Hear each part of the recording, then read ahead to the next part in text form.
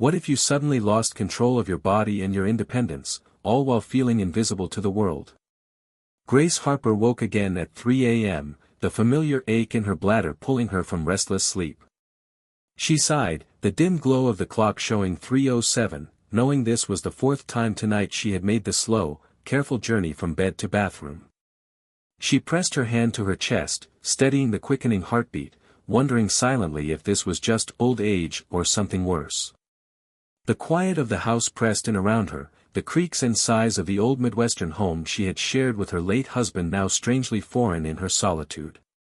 Outside, the early dawn was still hours away, and yet here she was, trapped in this nightly routine that drained her more than she was willing to admit. Grace moved through the dark hallway with practiced ease, her feet padding softly on the worn carpet, thoughts drifting to the news segment she had caught earlier that evening, an unexpected spark of hope amid the dull ache of her daily struggles. Elon Musk, the ever-controversial entrepreneur, had just unveiled a groundbreaking health tech innovation designed to tackle age-related issues. Grace wasn't sure if she believed it, but the idea that there could be something beyond pills and routine doctor's visits gave her a strange flutter of optimism.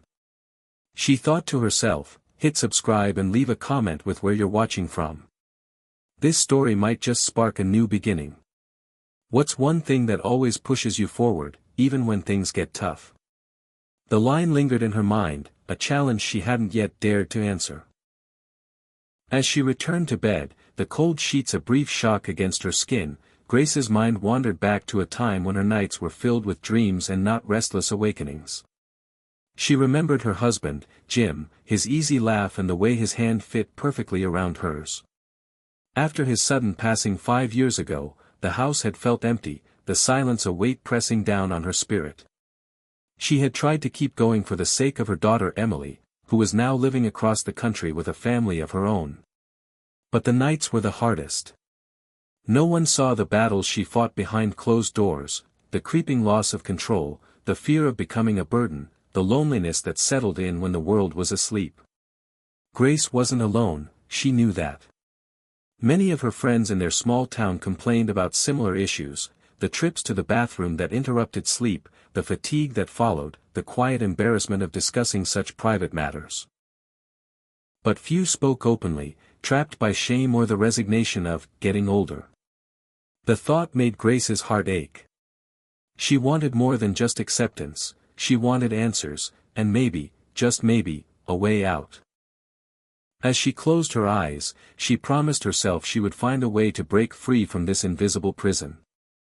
The next morning, Grace sat at the kitchen table, sunlight streaming through the lace curtains, as she sipped her coffee slowly, savoring the warmth. She was scrolling on her tablet when the headline caught her eye again, Elon Musk's new health tech could change aging forever. She hesitated, then clicked. The video began with Elon Musk speaking passionately about combining artificial intelligence, wearable devices, and bioengineering to help people maintain their independence and quality of life as they age. The segment showed a prototype device that monitored bodily functions in real time and could predict health issues before symptoms appeared. Grace leaned forward, curiosity piqued despite her usual skepticism of tech promises. Could this be real? Could this help her? She shared the link with Joan, her best friend since college, and sent a quick message to Emily, hoping to spark a conversation. Over the next few days, Grace's routine shifted. She started researching the project, watching interviews, reading articles, and even joining an online forum of older adults exploring this new frontier. Her hope grew alongside her determination. But as always, reality crept back in with a harsh reminder. At her regular checkup, the doctor dismissed her concerns with a tired smile. "It's normal to wake up at night when you get older," he said. "Try to cut back on fluids before bedtime." Grace left the clinic feeling dismissed and small, the frustration bubbling inside her. She wanted to shout that this wasn't just about peeing at night, it was about losing herself piece by piece. The isolation was suffocating. Yet she refused to give up. One evening, Grace joined a local support group at the community center. The room was filled with people like her, sharing stories of silent suffering and hope for better days. The connection was immediate and profound. She wasn't alone. In that circle, Grace found her voice. She spoke about the loneliness, the fear, the desire for more. And when she mentioned Musk's technology, a spark lit in the room.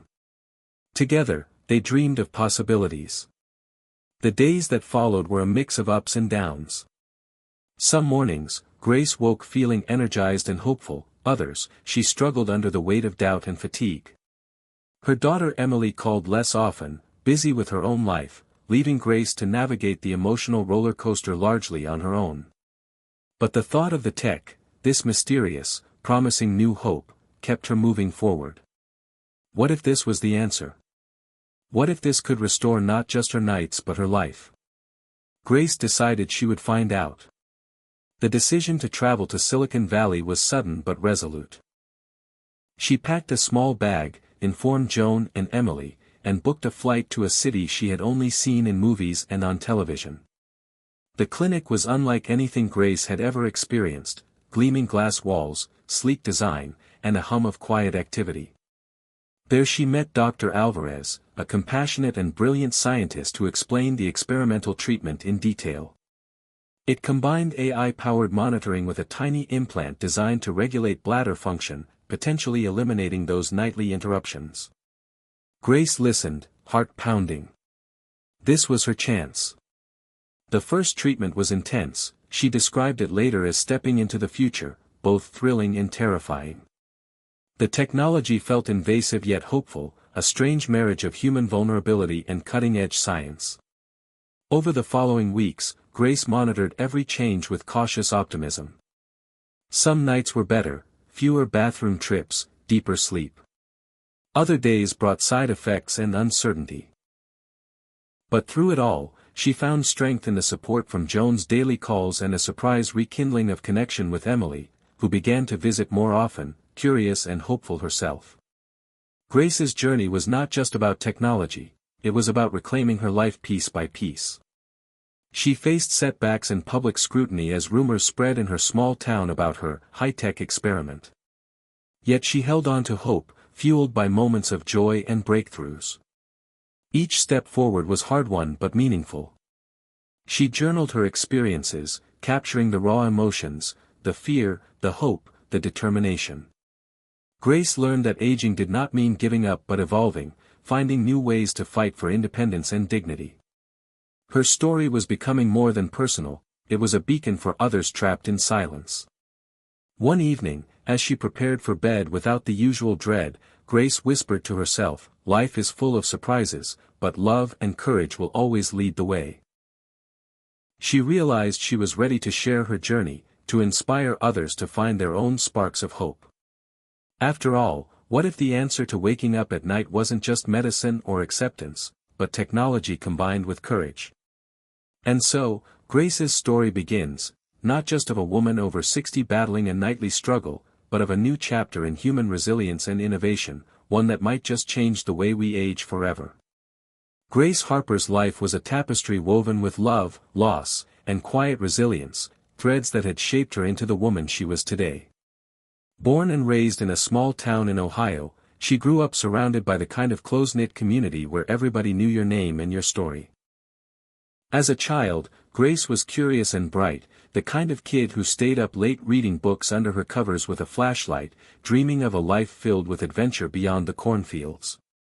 Her parents were hardworking folks, her mother a school librarian and her father a mechanic, instilling in her a strong work ethic and the belief that knowledge was power.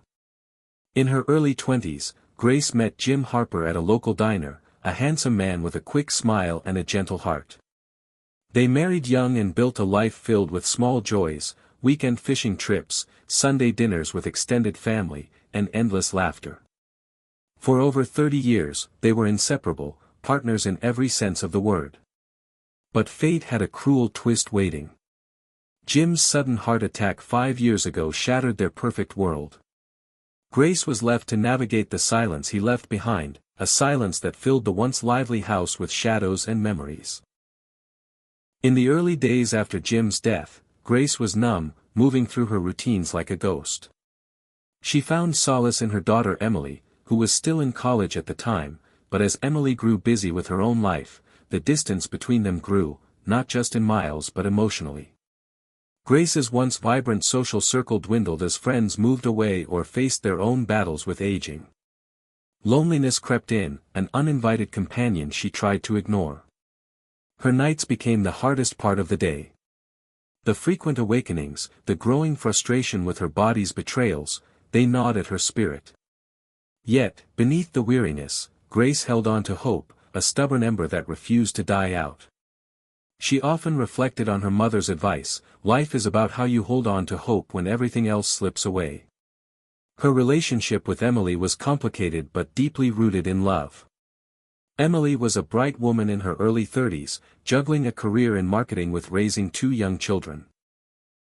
The demands of her life often left little room for long conversations or visits. Still, Emily cared deeply for her mother, though their interactions had grown more transactional: calls about appointments, reminders to take medication, brief check-ins. Grace longed for more but understood the pressures Emily faced.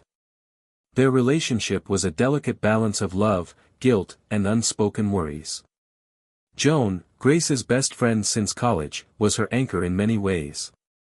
They had weathered life's storms side by side: marriages, divorces, illnesses, and losses. Joan was fiercely loyal and had a knack for lifting Grace's spirits even on the darkest days. She lived nearby and visited regularly, bringing meals, laughter, and sometimes just a comforting presence.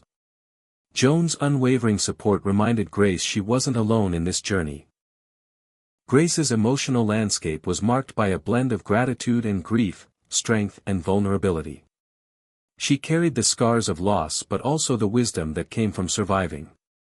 Each wrinkle on her face told a story, each gray strand a reminder of battles fought and lessons learned. These emotions shaped her every decision, fueling her desire to reclaim control over her body and her life. Despite her struggles, Grace was fiercely independent. She prided herself on managing her household, volunteering at the local library, and staying active in the community. She refused to be defined by her age or health challenges. This fierce independence was both a source of pride and a cause of internal conflict. Sometimes, she pushed herself too hard, masking pain to avoid burdening others. The nights she woke up multiple times, feeling the pull of exhaustion, she battled not just physical discomfort but the emotional toll of feeling diminished. Grace's story was not just about aging. It was about identity, dignity, and the fight to stay visible in a world that often overlooked older women. She wrestled with questions that echoed in her mind during long, quiet moments: who am I beyond the roles of wife, mother, and teacher? What legacy do I want to leave? How do I find joy again? These questions propelled her forward, even when the answers seemed elusive. Her past had also taught her the importance of connection. Grace cherished the memories of family gatherings filled with warmth and noise, the simple joy of a child's hand in hers, the comfort of shared stories around a fire. These memories were balm for her soul and a reminder of what was worth fighting for. The relationships she valued most, Emily and Joan, were the lifelines that kept her grounded. She longed to rebuild those connections, to bridge the gaps time and distance had created. Grace's psychology was a complex interplay of resilience, fear, hope, and determination. She knew the path ahead would be challenging, but she also believed in the possibility of transformation. Her discovery of Elon Musk's health tech project ignited a new chapter of purpose. It wasn't just about managing symptoms, it was about reclaiming her narrative. Grace's story resonated because it was deeply human, a testament to the struggles and triumphs of aging with grace and grit. It reflected the universal desire to be seen, heard, and valued at every stage of life. Through her journey, Grace embodied the quiet courage of countless women facing similar battles. She was not just a patient or a statistic, she was a woman with dreams, fears, and the unyielding spirit to keep moving forward. Her backstory set the stage for the challenges and discoveries to come, grounding the story in emotional truth and inviting readers to walk alongside her. As Grace prepared to take the next step toward the unknown, she carried with her the lessons of her past, the love that sustained her, the losses that shaped her, and the hope that would guide her. This foundation made her more than ready to face the rising conflicts ahead, armed with the strength of a life fully lived and a heart open to whatever the future might hold. Grace's nightly struggle to manage her health began to take a sharper turn as the weeks passed. What started as a mild inconvenience, waking once or twice in the night, grew into an exhausting pattern of multiple bathroom trips, interrupted sleep, and mounting frustration. One night, the ordeal reached a frightening peak. As she hurried toward the bathroom, a sudden wave of dizziness swept over her. Her legs buckled beneath her, and she collapsed onto the cold tile floor. The sharp pain in her hip and the bruises she found the next morning were stark reminders that her body was no longer the reliable companion it once was. Despite the alarming incident, when Grace shared her experience with her doctor, she was met with a weary, dismissive response. "It's common for women your age to experience these symptoms," he said with a reassuring but indifferent tone. "Try to limit your fluid intake before bedtime, and consider some pelvic floor exercises." Grace left the clinic feeling unheard and frustrated. She had hoped for answers, for a diagnosis that could lead to treatment, but instead, she was handed vague advice that did little to ease her fears. The isolation she felt deepened. At home, her daughter Emily's calls became less frequent. The demands of Emily's career and family life seemed to pull her farther away, leaving Grace to wrestle with her worsening symptoms largely alone. A growing distance between mother and daughter gnawed at Grace's heart. Their conversations grew shorter, more superficial, leaving unspoken worries hanging in the air like storm clouds. Grace longed to tell Emily how scared she was, how the fear of losing control over her body was entwined with the fear of being forgotten.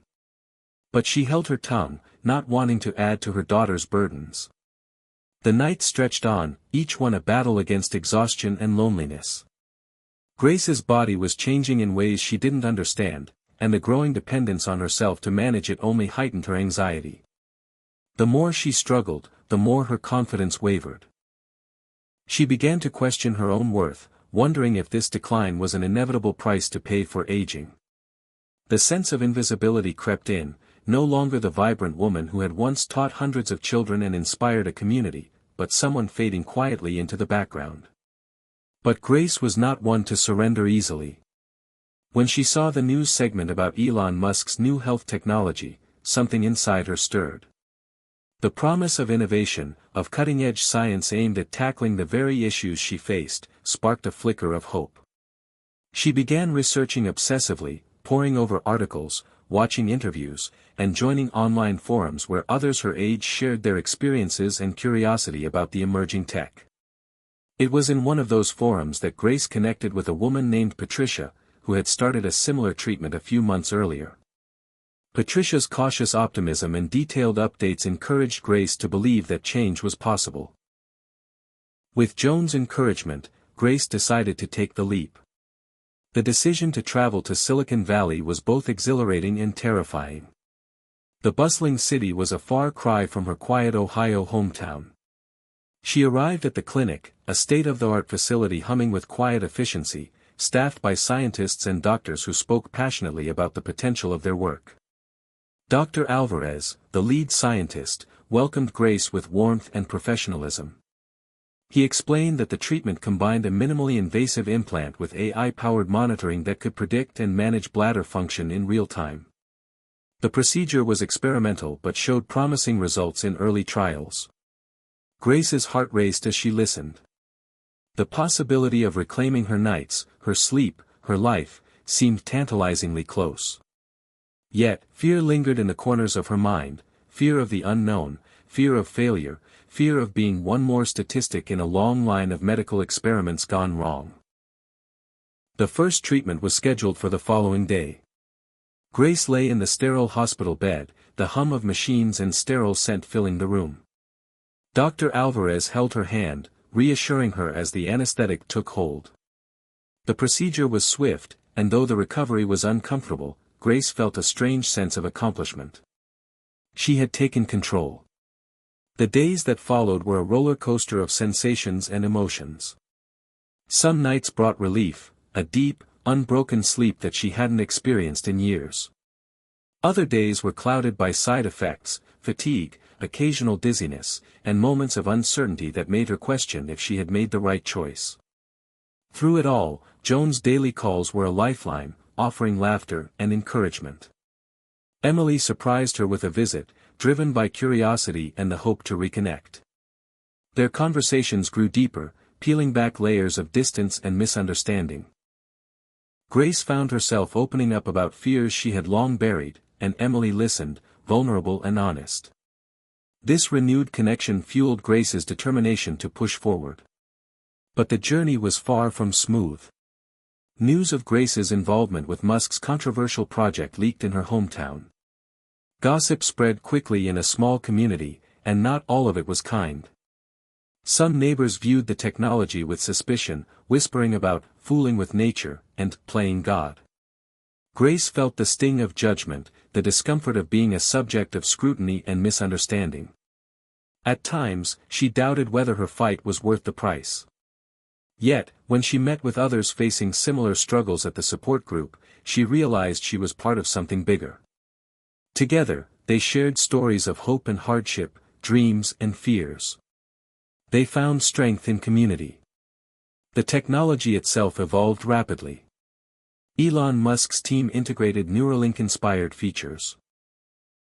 Tiny brain-computer interfaces that offered new ways to track and manage bodily functions with unprecedented precision. Grace was introduced to a sleek app connected to her implant, allowing her to monitor her bladder health in real time. The interface was intuitive but powerful, a glimpse into a future where technology and humanity merged. Her days took on a new rhythm, one of experimentation, learning, and adaptation. Grace became adept at interpreting the data, understanding patterns, and anticipating her body's needs. The newfound control gave her confidence, but also brought new challenges. The app's software encountered bugs and glitches that threatened to disrupt her progress. A critical error once left her vulnerable to a sudden episode during a public event, shaking her resolve. Yet, with Dr. Alvarez's support and a community of users sharing feedback, the team worked tirelessly to improve the system. Grace embraced these setbacks as part of the journey, each obstacle a lesson in resilience. Alongside her physical progress, Grace experienced a profound emotional transformation. She confronted her fears of aging and loss, finding unexpected strength in vulnerability. Writing in her journal became a daily ritual, a space to capture the raw emotions, hope, despair, triumph, and doubt, that marked her path. She realized that her journey was not just about managing a condition but reclaiming her identity. When Elon Musk announced a public health conference featuring her story, Grace felt a mixture of pride and apprehension. Standing on stage, sharing her experience with an audience of scientists, patients, and innovators, she felt the full weight of her transformation. Musk's acknowledgement of her courage underscored the human impact behind the technology. The event was a turning point, shifting Grace from patient to advocate. She began speaking publicly, encouraging others to explore new possibilities for aging with dignity and independence. Her voice carried the message that technology could be a tool for empowerment, not just a symbol of change. Back home, Grace's relationships blossomed. Emily and she worked together on awareness campaigns, bridging generational divides with honesty and compassion. Joan's steadfast friendship remained a constant source of joy and support. Grace found balance in her new normal, a life renewed, full of purpose and connection. Reflecting on her journey, Grace understood that aging was not a decline but an evolution. She had learned to embrace uncertainty with courage, to find hope amid challenges, and to cherish the love that sustained her. Her story was a testament to the power of resilience, innovation, and human connection. As she sat on her porch one evening, watching the sun dip below the horizon, Grace whispered to herself, "Life is full of surprises, but love and courage will always lead the way." This was not just the end of a chapter but the beginning of a new story, one where aging was met with hope, technology was embraced with wisdom, and every night was a chance to dream again. Grace's journey took an unexpected and thrilling turn as she stepped deeper into the world of cutting-edge medical technology. After the initial experimental procedure, she found herself thrust into an entirely new reality, one filled with hope, uncertainty, and a relentless drive to reclaim her life. The days following the surgery were a whirlwind of sensations. The implant's presence inside her body was sometimes a subtle awareness, other times a sharp reminder that change was underway. As she adjusted, Grace began to notice improvements, fewer nightly awakenings, longer stretches of uninterrupted sleep. The freedom of rest felt almost like a rebirth. But this was only the beginning. Dr. Alvarez invited Grace to participate in a comprehensive clinical trial designed to refine the system and expand its capabilities. The trial was based in Silicon Valley, a place alive with innovation and restless ambition. Grace, a woman from small-town Ohio, found herself navigating this unfamiliar landscape, a mix of sleek labs, bustling tech campuses, and bright minds passionate about transforming healthcare. Each day in the trial brought new challenges and discoveries. The device, a marvel of modern engineering, worked by sensing the subtle signals in Grace's nervous system that controlled her bladder. It could predict when she needed to urinate and gently stimulate the muscles to prevent leakage or urgency. Connected wirelessly to an app on her smartphone, the system allowed Grace to monitor her condition in real time. The app's interface was user-friendly, designed with input from elderly users to ensure accessibility. The glowing graphs and gentle notifications became her new companions. One morning, as the sun filtered through her bedroom window, Grace woke feeling unusually refreshed. The nights of restless tossing and turning were giving way to peaceful sleep. It felt like a miracle born from science and determination. Yet, the journey was not without its hardships. The implant required careful calibration, and Grace had to visit the clinic frequently for adjustments. Some days, the stimulation caused discomfort or muscle spasms that left her exhausted. There were moments when the technology failed. Unexpected glitches or signal losses triggered sudden urges that caught her off guard. These setbacks tested her patience and resolve. But Grace refused to let them define her experience.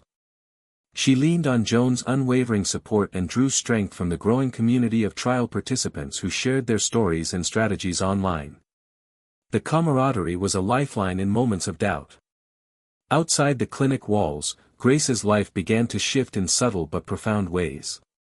She rediscovered the joy of simple pleasures, morning walks in the park, afternoons spent gardening, and quiet evenings reading on the porch. The fear that once clouded her every move receded, replaced by a cautious optimism. One afternoon, during a group therapy session organized by the trial team, Grace met Mark, a fellow participant whose battle with nocturia had lasted over a decade. Mark was a retired engineer with a wry sense of humor and a heart full of kindness. Their shared struggles forged an instant bond. They exchanged stories of sleepless nights and embarrassing moments, finding solace in shared vulnerability. Mark's pragmatic outlook balanced Grace's cautious hope, and together they navigated the ups and downs of the trial with determination. The therapy sessions also brought them face to face with the emotional toll of chronic illness. Discussions ranged from anxiety and depression to the impact on relationships and self-esteem. Grace realized she was not alone in feeling the weight of invisibility that aging with health challenges often imposed. The group became a source of empowerment, a reminder that their stories mattered. As weeks turned into months, the trial's scope expanded. Elon Musk himself visited the clinic, meeting with participants and scientists to discuss the progress and future plans. Grace was both awed and humbled to meet the visionary whose work was reshaping her life. Musk's passion was infectious, his vision clear, a future where technology erased the limitations imposed by age and disease. He spoke of integrating artificial intelligence to personalize treatments and harnessing neural networks to deepen the understanding of human physiology. Grace felt a spark of excitement, realizing she was witnessing history in the making. The clinic's atmosphere buzzed with innovation, but beneath the surface, the ethical and emotional complexities of the technology were never far from view. The team grappled with questions of privacy, autonomy, and the potential for unintended consequences. Grace often pondered these issues herself. Was she giving up a piece of her humanity to a machine? How would this integration of biology and technology reshape what it meant to be human? These reflections deepened her resolve to remain an active participant in the conversation, ensuring that the human element stayed central to the innovation. One evening, after a particularly exhausting day of testing, Grace sat in her apartment overlooking the city skyline. The twinkling lights below seemed to mirror the endless possibilities ahead. Her phone buzzed, a message from Emily. They had been growing closer, their relationship healing through honest conversations and shared experiences. Emily wrote, "Mom, I'm so proud of you. You're inspiring me to face my own challenges with courage." Tears welled in Grace's eyes. This simple message was a balm to her soul, a reminder that love was the ultimate catalyst for change. Encouraged by this renewed bond, Grace began writing a blog to share her journey, a candid account of the struggles and triumphs of aging with a chronic condition and embracing revolutionary technology. Her words resonated with readers around the world, sparking conversations and connections. She received messages from women and men who saw themselves in her story, who found hope in her honesty. The blog became a beacon of community and advocacy. Yet, the path forward was anything but smooth.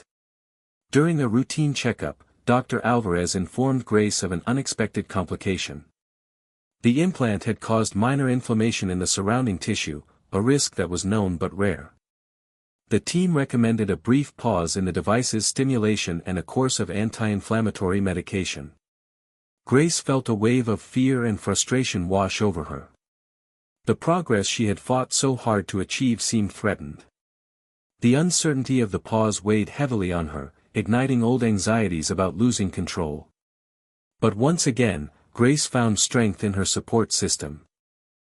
Joan stayed by her side, helping with daily tasks and reminding her of the bigger picture. Mark shared his own experiences with setbacks and recovery, offering practical advice and emotional support.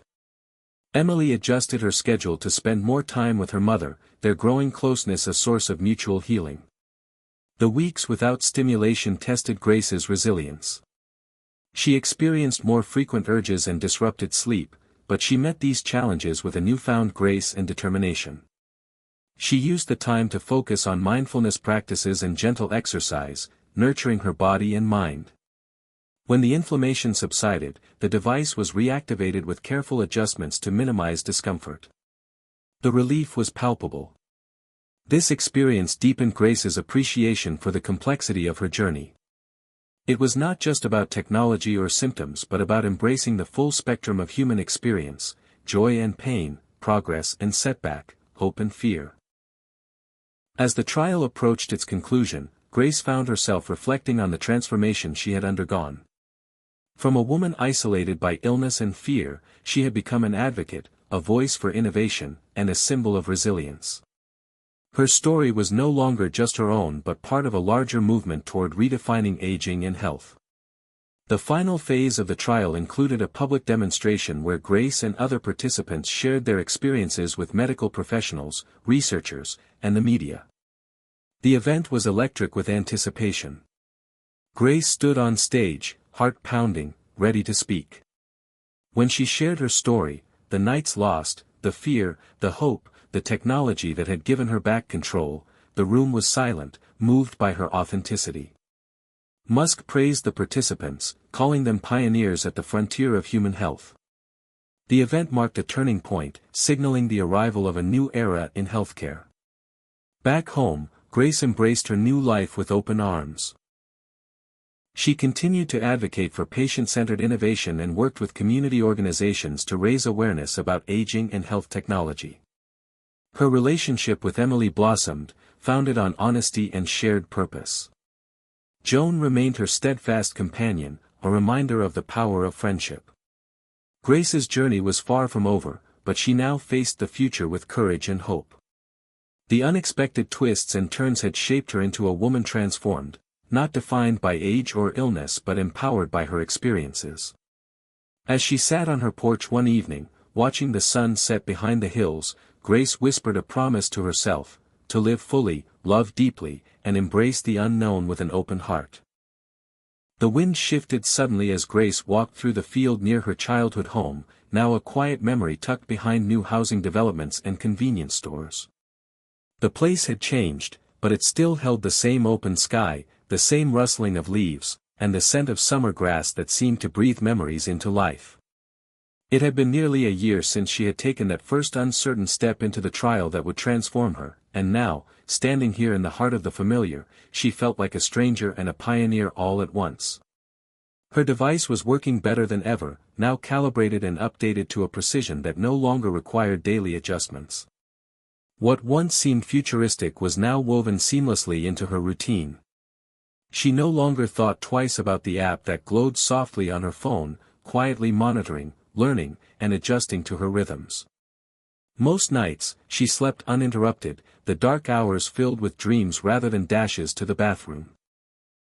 But Grace was not someone to forget where she came from, or what she had endured to get here. There were moments, still, when the old fear would flicker at the edges of her peace. The human brain had a way of remembering suffering even after the wounds had healed. She had survived her fall in the bathroom. She had survived medical dismissal, public scrutiny, and a silence that once wrapped around her like a cloak. And now she was learning to live not just as a survivor, but as someone who could thrive. That morning, Grace received a letter in the mail that would once again tilt her world. It was an invitation from the National Institute on Aging. Her blog and recent speaking engagements had drawn attention, and they wanted her to deliver the keynote at an upcoming conference on aging and innovation. Grace stood in the doorway, letter trembling in her hands, feeling a mix of pride and fear. Could she really do this? Stand in front of doctors, researchers, policymakers, and patients to share what had once been her private battle. The old self-doubt crept in, soft, persuasive, reminding her of the quiet Midwest woman who had taught English, baked pies, and cried quietly at night when her husband died. But another voice had grown stronger within her over the last year. It was the voice that had boarded a plane to California alone. The voice that had asked hard questions, endured pain, and found strength in telling the truth. That voice said yes. She accepted the invitation. The months that followed were a whirlwind of preparation. Joan insisted on helping her pick out outfits for the conference, each one a mixture of elegance and power. Emily proofread her speech drafts, her comments more supportive than critical, a shift Grace noticed and cherished.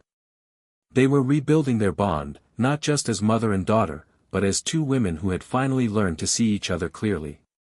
Mark, who had become a close friend, and maybe something a little more, called often, helping her rehearse her speech and offering gentle encouragement. "Just tell the truth," he said one night on the phone. "That's what makes people listen. That's what made me listen." When the day of the conference arrived, Grace found herself standing in the wings of a massive auditorium in Washington, D.C., waiting to be introduced. She was nervous, yes, but also calm in a way she hadn't expected. The years of struggle had given her a grounding that felt unshakable. As her name was called, she walked to the podium to the sound of applause, her heart steady. She began with a question. What if the person you used to be disappeared in the quiet hours of the night, one trip to the bathroom at a time? The audience fell into a hush, and she told them everything. She spoke of the loneliness, the fear, the exhaustion. She spoke of the hope sparked by an article, the leap of faith that led her to Musk's clinic, and the trial that changed her life. She talked about the importance of listening to patients, not just treating symptoms, but seeing the person beneath. And she ended with something deeply personal. "I am not a medical miracle. I am a woman who refused to believe that age means irrelevance. I am one story among many. Let's create a world where we listen better, care more, and dare to imagine that growing older doesn't have to mean giving up control." The audience rose to its feet. Grace stood in the spotlight, tears welling in her eyes, not from sadness but from the overwhelming sense of purpose. In the following days, her speech was shared widely across social media and news outlets. Reporters requested interviews. Advocacy groups reached out. Her inbox overflowed with messages from strangers thanking her for giving voice to their own silent struggles. Grace returned home to a hero's welcome. The community that had once whispered behind closed doors about her experiment now rallied behind her. Even the pastor of the local church mentioned her story in his Sunday sermon, calling it a testament to faith and courage. But with the new attention came new responsibilities. Grace felt the weight of others' hopes on her shoulders. She wasn't a doctor or a scientist, just a woman who had chosen to speak up. She worried about saying the wrong thing, leading someone astray, or creating expectations that couldn't be met. In these moments, she reminded herself to stay grounded in truth. She wasn't promising miracles. She was sharing one story. Her story. Still, the emotional toll caught up with her. One evening, overwhelmed after a long video interview and a speaking request from a European symposium, she sat alone on her couch and wept. The past year had changed her, but she hadn't truly slowed down to feel it. The pace of transformation, both internal and external, had been relentless. Joan found her there the next morning, sitting on the porch, eyes puffy but smiling. "You forgot to rest," Joan said, handing her a cup of tea. "Even heroes need a nap, Grace." They laughed, and Grace made a decision to pull back slightly, to pace herself and focus on what mattered most, her health, her relationships, and the movement she had helped begin. She worked with Dr. Alvarez to create a patient advocacy panel at the clinic, giving voice to real users of the technology and ensuring that future iterations considered their experiences. She partnered with a nonprofit to start a scholarship for women over 60 pursuing studies in health tech advocacy. And she kept writing, blog posts, essays, letters to medical journals. Her words were grounded in lived experience, and that authenticity resonated. In quiet moments, she allowed herself to reflect. The nights were no longer filled with fear. She could sleep soundly, her body and mind finally in sync. She had gone from feeling like a burden to becoming a beacon. And it wasn't just about the tech. It was about connection. With herself. With others. With a future she once thought was closed off. One evening, Mark visited her with 2 plane tickets to Italy. "You once told me you always wanted to see Florence," he said with a grin. "How about we check out the birthplace of the Renaissance, 2 late bloomers looking for art, food, and maybe a little more." Grace laughed, the sound rich with joy. She took the ticket and kissed his cheek. "Let's go see the world," she said. "While we've still got stories to write." As the plane took off weeks later, Grace looked out the window, watching the clouds drift by, feeling the hum of the engines beneath her feet. She closed her eyes and whispered, "Life is full of surprises, but love will always lead the way."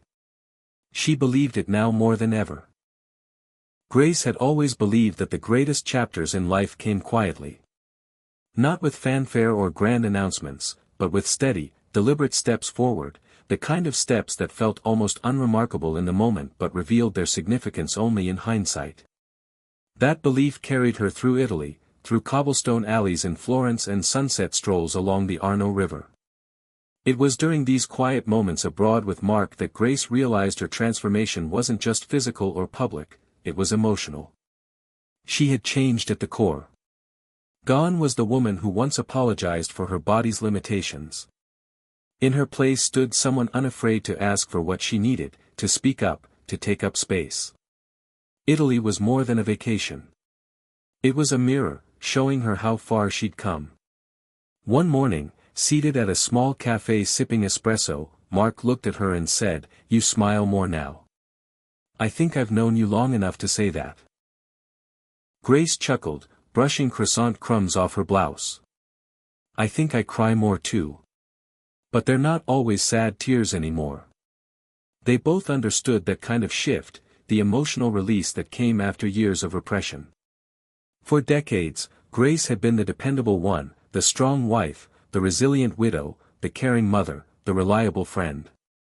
But strength didn't mean invulnerability. What this journey had taught her most was that vulnerability could be its own kind of strength.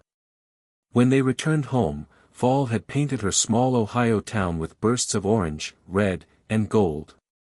Her modest house, once a place of loneliness, now felt full again, not because of constant visitors, but because Grace had filled it with intention. She had transformed the guest room into a writing space, where stacks of handwritten letters, journals, and blog drafts sat beside a framed photo of Jim. She still spoke to him sometimes, late at night. "You wouldn't believe how far I've come," she'd whisper. "But I think you always saw it in me, didn't you?" As her advocacy work deepened, Grace began collaborating with medical institutions to design patient-centered care models. She worked closely with Dr. Alvarez to build education modules for clinicians, encouraging empathy and narrative understanding alongside science. She taught that the patient's story, what scared them, what they hoped for, what made them feel seen, was just as critical as the data on a chart. Grace's voice was now requested at hospitals, university panels, and biotech conferences. But she chose her engagements carefully. She didn't want to be a symbol. She wanted to remain a person, a woman still learning, still stumbling, still evolving. Her work gained traction. Publications began calling her the voice of the patient, and even though she found the title grandiose, she understood what it meant. People were hungry for stories that cut through the jargon and statistics. Stories that reminded them that healthcare was ultimately about humanity. Yet with growth came backlash. Not everyone embraced her message. At one conference, a skeptical urologist confronted her during the Q&A, "Aren't you concerned you're encouraging people to rely too much on experimental tech? What about those who can't afford it? Are we creating hope or false hope?" The room grew quiet. Grace didn't flinch. "I'm not here to sell devices," she said gently but firmly. "I'm here to ask that we stop writing off people after a certain age. I'm here to say that innovation should include empathy. And yes, access matters. That's why I'm working with partners to make sure this doesn't just reach the privileged few. But let's not use access as an excuse to avoid progress." That moment solidified her in many minds as not just an advocate, but a leader. Still, the work was tiring. There were nights she collapsed into bed, too exhausted to speak. Nights when she woke with phantom fears, her mind flashing back to hospital rooms and sleepless hours. Despite the implant's success, some things didn't vanish. Aging still carried its natural weight, aches, slower steps, the occasional flare of memory that left her breathless with grief. One such moment came unexpectedly on a rainy Tuesday. She was sorting old boxes in the attic when she found a letter Jim had written her on their 10th anniversary. The handwriting was careful, deliberate, full of love.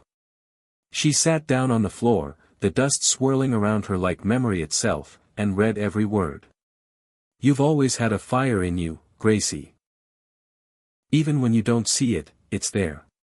That's what I fell in love with. That's what keeps me going." She wept for a long time.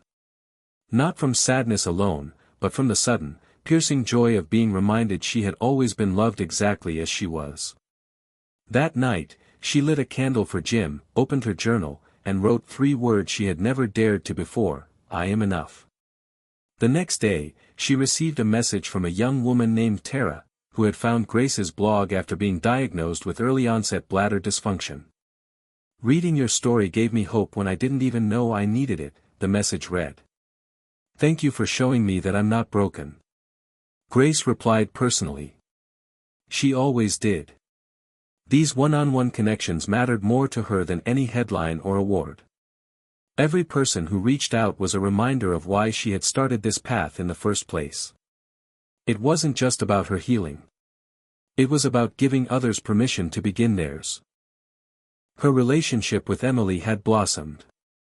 They spoke weekly now, often for hours. Emily even asked Grace to guest lecture at her company on resilience and adapting to change. "You're the best case study I know," she joked. Grace felt honored, and a little amazed, that her daughter saw her not just as mom, but as a woman with wisdom worth sharing. Grace also saw a shift in her friendships. Joan remained her closest confidant, their bond strengthened by time and honesty. But new relationships emerged too. She joined a book club, began volunteering again at the library, and even started mentoring young women through a local nonprofit. These activities weren't about staying busy, they were about staying connected, staying curious. And then there was Mark. Their connection had deepened, though they moved slowly. They were both healing from long, complicated histories. They respected each other's independence but found comfort in shared routines. Saturday morning walks, Sunday phone calls, surprise lunches at a small diner that served the best grilled cheese either of them had ever had. One evening, as they sat on her porch watching the sky turn lavender, Mark reached over and took her hand. "Do you ever think about the future?" he asked. Grace smiled. "All the time. But not in the way I used to. I think about how much of it is still mine." He nodded, squeezing her hand. "I think it's ours, too." And for once, that didn't terrify her. It felt possible. Earned. As fall slipped into winter, Grace reflected on everything she had endured and everything she had become. She had faced a health crisis that threatened to consume her. She had faced dismissal, fear, uncertainty, and loneliness. But she had also faced herself, and found strength in the woman staring back. Her life wasn't perfect. Her body still had limits. But she had rewritten the narrative of what aging looked like. She had helped others do the same. And in doing so, she had created something enduring, hope with roots. On the first snowfall of the season, Grace walked to the edge of her yard, the flakes settling gently in her hair. She breathed deeply, the cold air filling her lungs. She didn't know what tomorrow would bring. But tonight, wrapped in the warmth of her choices, she whispered once more to the world, to herself, and maybe to Jim wherever he was, "I am here. I am whole. I am ready for what's next."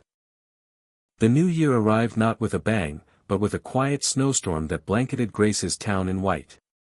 Roads slowed, schools closed, and the world seemed to hush just long enough to let everyone breathe. For Grace, the start of the year brought both reflection and a deep undercurrent of unease she couldn't quite explain. Maybe it was the way the light shifted too quickly in the afternoons, or the ache in her legs that returned with the cold. Or maybe, after a year of profound change, her spirit was simply asking, "What now?" The days between New Year's and spring always felt a little aimless. Her advocacy work slowed as conferences paused and researchers regrouped. Joan had gone to Florida for a few weeks to visit her sister, and Mark was visiting his grandchildren in Oregon. Emily had started a new role and was wrapped up in the frenzy of her first quarter. Grace found herself alone again, not lonely exactly, but aware of the silence.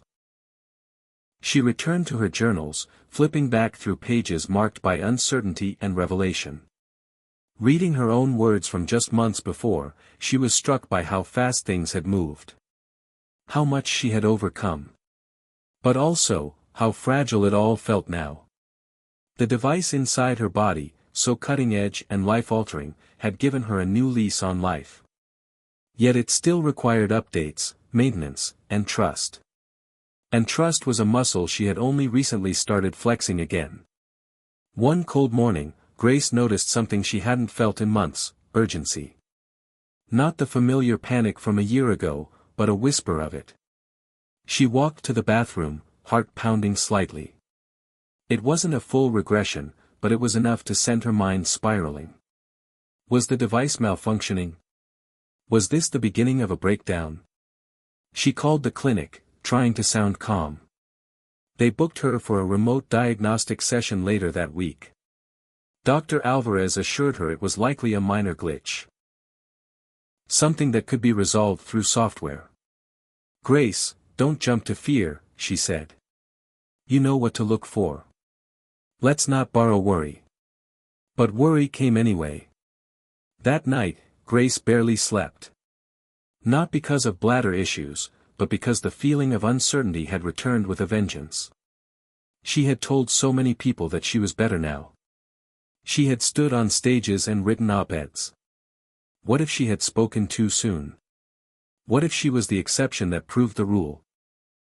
When the diagnostic session finally came, the results were both relieving and frustrating. A firmware update had failed to install properly. The issue was technical, not biological. A remote technician patched the problem, and within 48 hours, her symptoms vanished again. But Grace remained rattled. It was a powerful reminder, no matter how far she had come, her well-being now depended on something she couldn't see. Technology. Code. A network of support she had no direct control over. And that reliance made her feel vulnerable all over again.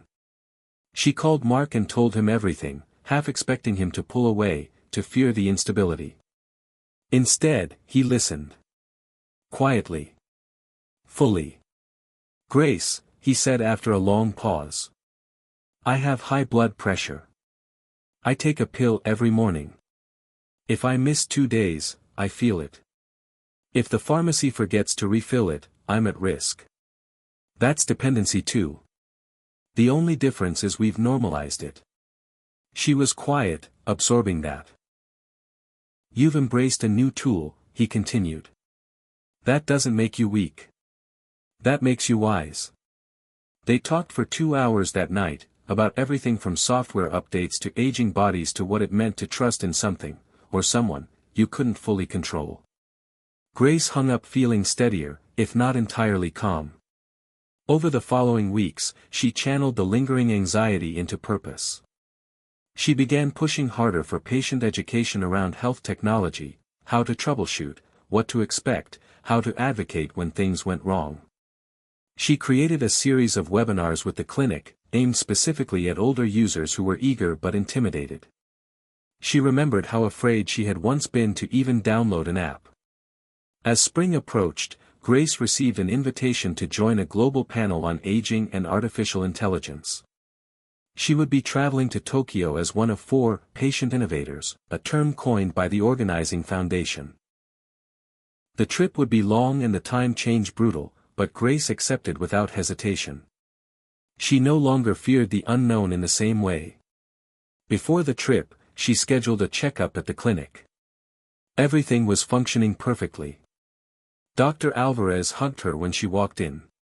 "You've become a legend around here," she said. "New patients ask if they'll get a Grace model implant."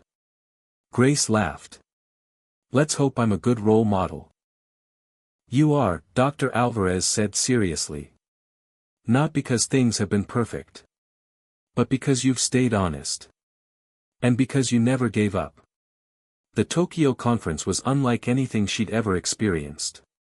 The city was a blend of tradition and innovation, temples beside skyscrapers, silence in a garden broken only by the hum of distant bullet trains.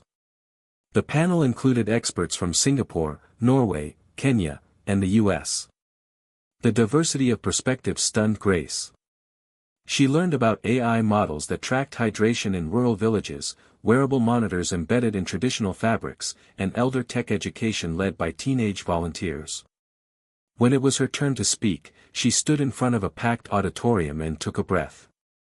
Then she told them about the firmware glitch. "I'm not here to sell a miracle," she began. "I'm here to remind us that all innovation carries weight. And that human trust, especially from vulnerable people, is not a small thing. It's a gift. A gift we must honor." Afterward, a man from Seoul approached her with tears in his eyes.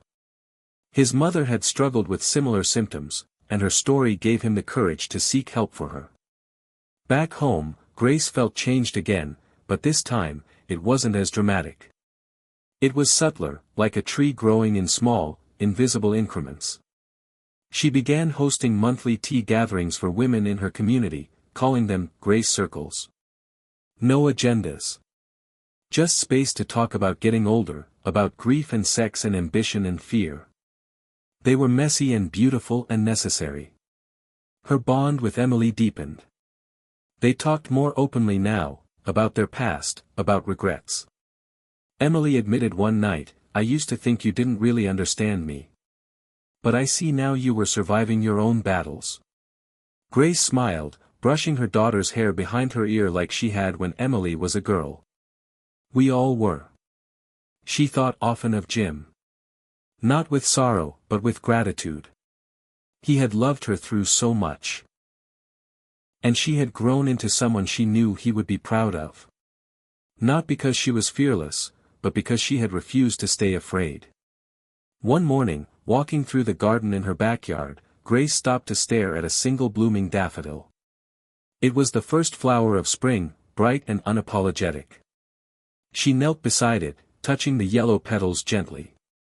Everything about it felt like a metaphor. The long dormancy. The quiet persistence beneath the soil. And then, the bold emergence into sunlight. She stood up slowly, her knees aching a little, her breath steady. She didn't need to know what the next chapter held. She had already learned the most important truth of all: healing wasn't a destination. It was a series of choices, made again and again, in the face of doubt, disruption, and even darkness. And every morning she chose it again. The summer came early that year. By mid-May, the Ohio skies were already the deep blue of July, and the scent of lilacs filled the air like a promise. Grace had started taking her morning tea outside again, under the arbor her late husband had built decades ago. The wood was weathered now, but it held strong, like so many things in her life that had endured storms. In the quiet of those mornings, she often thought about time, not just the years that had passed, but the years ahead. She no longer feared the future like she once had.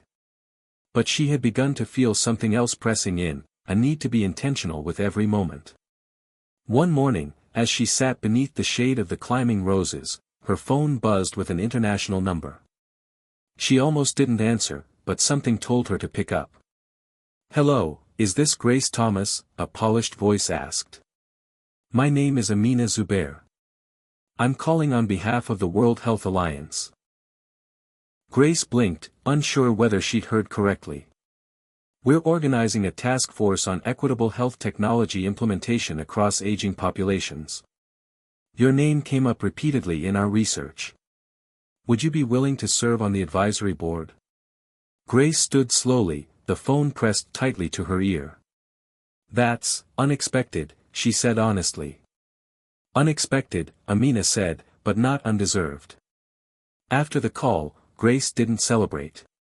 She sat for a long time, watching the light shift through the branches. She felt proud, yes, but also overwhelmed. She had spent the past year saying yes to so much. Was this the next right thing, or the next wait? She called Joan first, who didn't hesitate. "You have to do it," she said. "You're the one who's been in the trenches. We need more people like you in those rooms." Emily, on the other hand, was more cautious. "Mom, I'm proud of you, but be honest, are you taking care of yourself, or are you trying to fix the whole system alone?" Grace hadn't expected that. But her daughter was right to ask. That night, Grace wrote down 2 columns, reasons to say yes and reasons to say no. Under yes, she wrote, real impact. Global reach. Justice for others like me. Under no, exhaustion. Pressure. Less time with people I love. She stared at the list for hours before she realized the truth: it wasn't a question of yes or no. It was a question of how. When she accepted the invitation, she did so on one condition: that the board include patients from diverse socioeconomic backgrounds, not just one token advocate. And to her surprise, the alliance agreed. In the weeks that followed, Grace found herself in virtual meetings with ministers of health, engineers, policy experts, and patient advocates from every continent. It was thrilling and overwhelming. Conversations ranged from data privacy and wearables to how traditional healing practices could inform new tech solutions. Grace didn't always have the technical knowledge, but what she had was perspective. She spoke up often, sometimes nervously, always honestly. "I'm not a scientist," she said in one meeting. "But I've lived what it's like to be dismissed, to be scared, to feel like my body's changes made me invisible. If we're designing for older adults, let's start by seeing them as whole people, not just problems to solve. Her words were met with nods and a silence that felt like respect. And yet, with every step forward, her personal world shifted too. Mark was retiring that summer. He invited Grace to join him on a cross-country road trip, a slow-motion adventure, he called it. They would visit national parks, see his grandkids, maybe even write a joint memoir.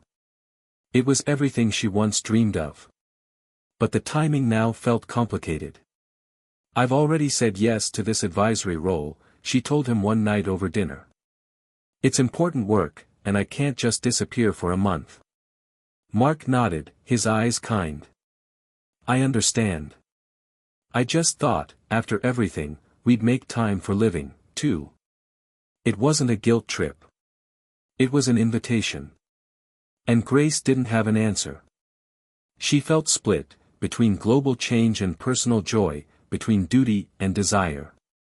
The old Grace would have chosen the former without blinking. But the woman she had become understood the cost of self-abandonment. One afternoon, walking through the park near her home, she passed a young mother pushing a stroller. The toddler was giggling, pointing at ducks, while the woman, probably in her 30s, looked tired but content. Grace paused, letting the scene settle inside her. When she got home, she opened a new journal page and wrote in large letters, "Balance is not compromise. It's wisdom." She called Mark that evening. "Let's do the trip," she said. "But we'll plan it around my meetings. I don't have to be on every call. And I don't want to miss this with you." He laughed. "Then let's go make some memories." The trip began in early July. They drove west through Indiana's flat lands, stopped at quirky diners, marveled at the Badlands, and hiked quietly in Yellowstone. In Utah, beneath a canopy of stars, they lay side by side on a blanket and talked about all the lives they'd lived. "I spent so many years thinking I had to earn joy," Grace said softly. "But maybe joy is what we're meant for." Mark squeezed her hand. "You earned this. And more." Each week, she logged into one or two virtual meetings, sometimes from coffee shops, sometimes from RV campsites with a shaky Wi-Fi signal. She didn't try to do everything. She showed up where it mattered most. And something unexpected happened. The board didn't see her scaled-back presence as less valuable. In fact, her balance became a model for other members, especially older ones, who had also been hesitant to overcommit. Grace had become not just a voice in the room, but a leader in how to stay human in the work. By late August, they returned home. The trip hadn't just refreshed her, it had realigned her. She no longer felt like she had to carry everything alone. There were others now, new advocates, new leaders, people she had mentored who were finding their voices. She began planning a retreat. A weekend gathering for women over 60 who were ready to tell their stories. Not just about health, but about resilience, relationships, reinvention. She called it "Still Rising." The response was immediate. Within days, all the spots were filled. Women from across the country signed up, nurses, teachers, grandmothers, entrepreneurs. Some had been silent for decades. Now they wanted to speak. In preparing the opening remarks for the retreat, Grace sat again beneath the arbor, the roses now heavy with late summer bloom. She thought about the journey, how it began in fear and grew into courage. How her fall in the bathroom had become the moment everything rose. She began her speech with the question that had once begun her own healing. What if the thing that nearly broke you became the beginning of your becoming? She looked up at the women before her, eyes bright, hearts open, and she smiled. "You're not here to fix yourselves," she said. "You're here to remember who you already are." The retreat took place in a restored farmhouse just outside Asheville, North Carolina. The house sat on a small hill surrounded by wildflowers, its wraparound porch dotted with rocking chairs and lanterns that glowed warm at dusk. Grace had chosen it for the setting as much as the symbolism, a place of simplicity, strength, and quiet beauty, much like the women she had invited. 20 women arrived that Friday, their suitcases rolling across gravel, their voices tentative at first. Some were smiling nervously. Others looked unsure of why they had come, as if still convincing themselves they deserved this space. Grace greeted each one personally. She handed them name tags, not with titles, but with just their first names, handwritten in thick, welcoming ink. "You don't need to prove anything here," she told them. "Just show up." The first evening began with silence. Not by accident. Grace wanted them to feel the difference between noise and presence. They sat in a circle, the windows open to the sound of cicadas, candles flickering in mason jars.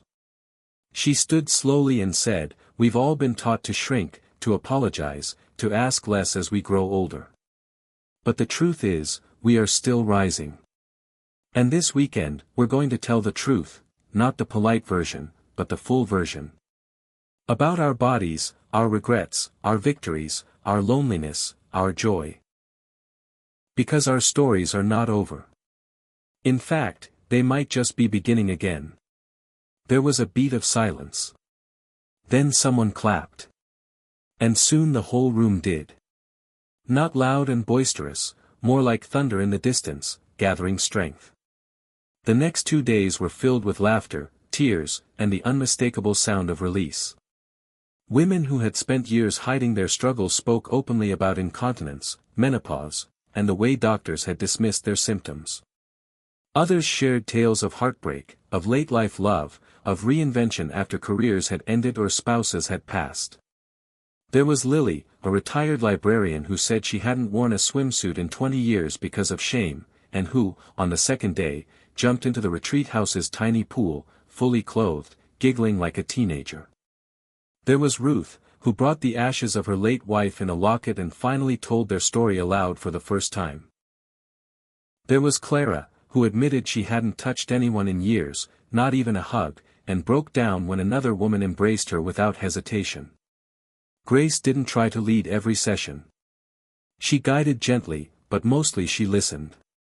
She watched the way the women began to lean into one another, their hesitations softening, their laughter growing louder.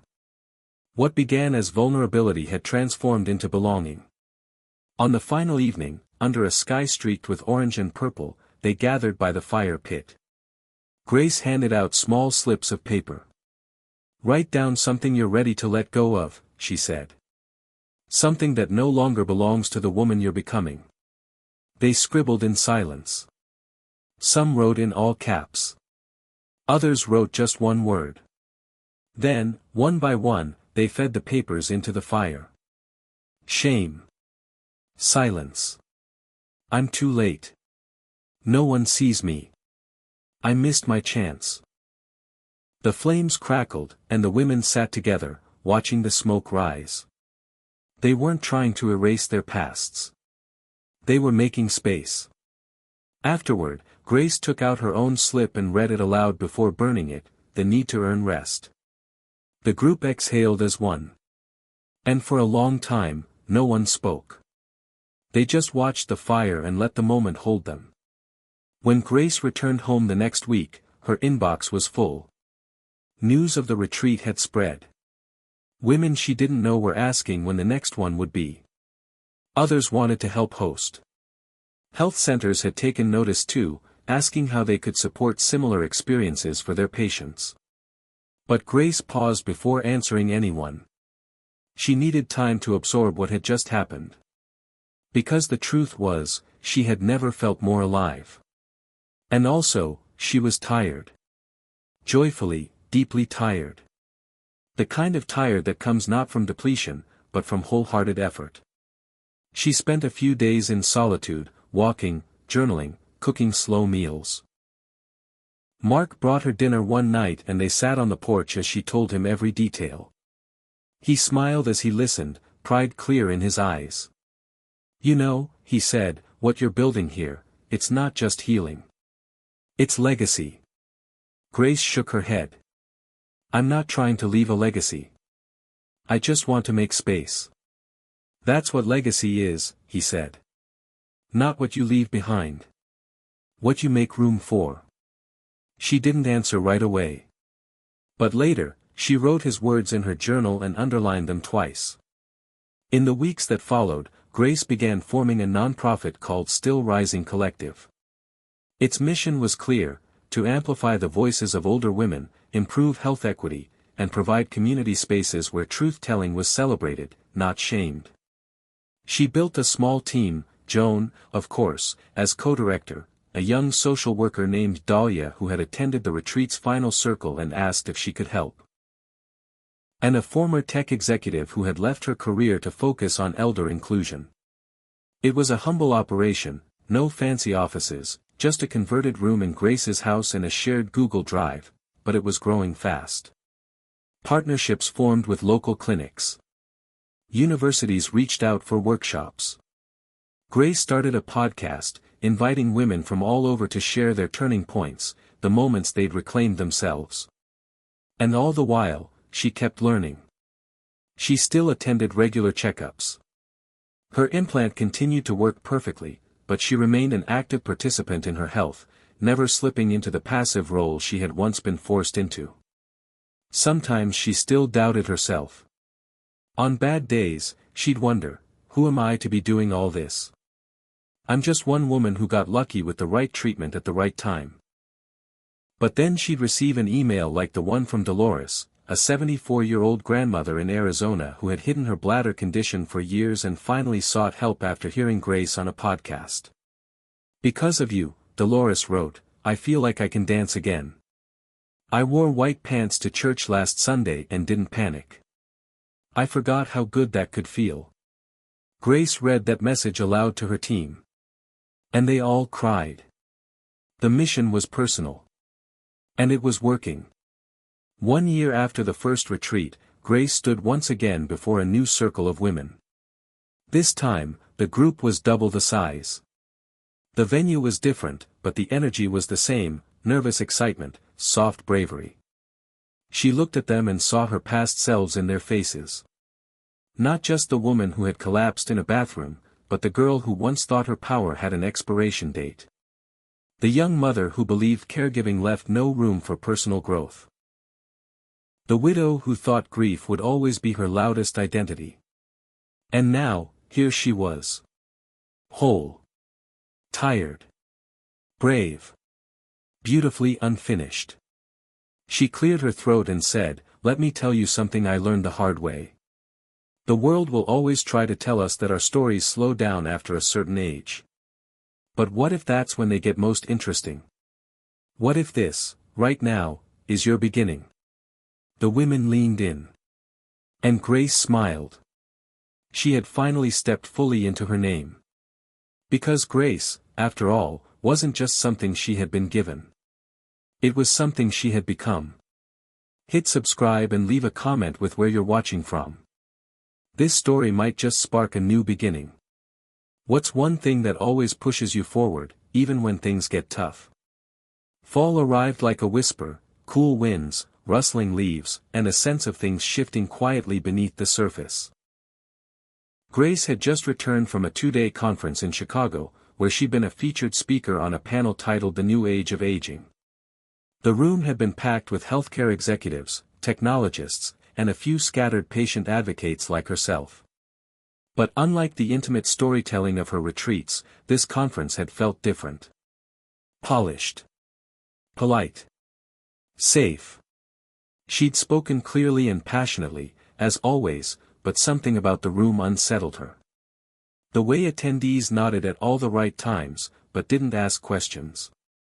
The way the conference sponsor had asked her to soften the language about age discrimination in her slides. The way one executive, who introduced himself with a smirk and the words, "I love what you're doing for the ladies," walked away before she finished her answer. That night, back in her hotel room, Grace stared at her reflection and asked, "Are we changing the world, or just making it more comfortable for the people who already run it?" The next morning, she returned home to a full inbox. But this time, the messages weren't just thank you notes or retreat inquiries. They were emails from women frustrated by how hard it still was to access affordable care, or who had applied for the implant but were denied by insurance. There were stories of doctors still rolling their eyes when patients described embarrassing symptoms of nurses whispering in condescension. One email said simply, "Thank you for speaking up. But I still feel invisible." That one sat in Grace's chest like a stone. She brought the issue to her still rising team in their Monday meeting. "I don't want to build something that gives the illusion of hope without real access. We need to be more than a support network. We need to be a force for policy change." Joan, ever practical, nodded. "But that means fundraising. Lobbying. Lawyers.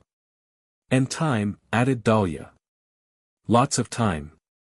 "I know," Grace said. "But I don't want this to be just storytelling. Stories have to lead to change." They began developing a campaign, focused on access, affordability, and awareness.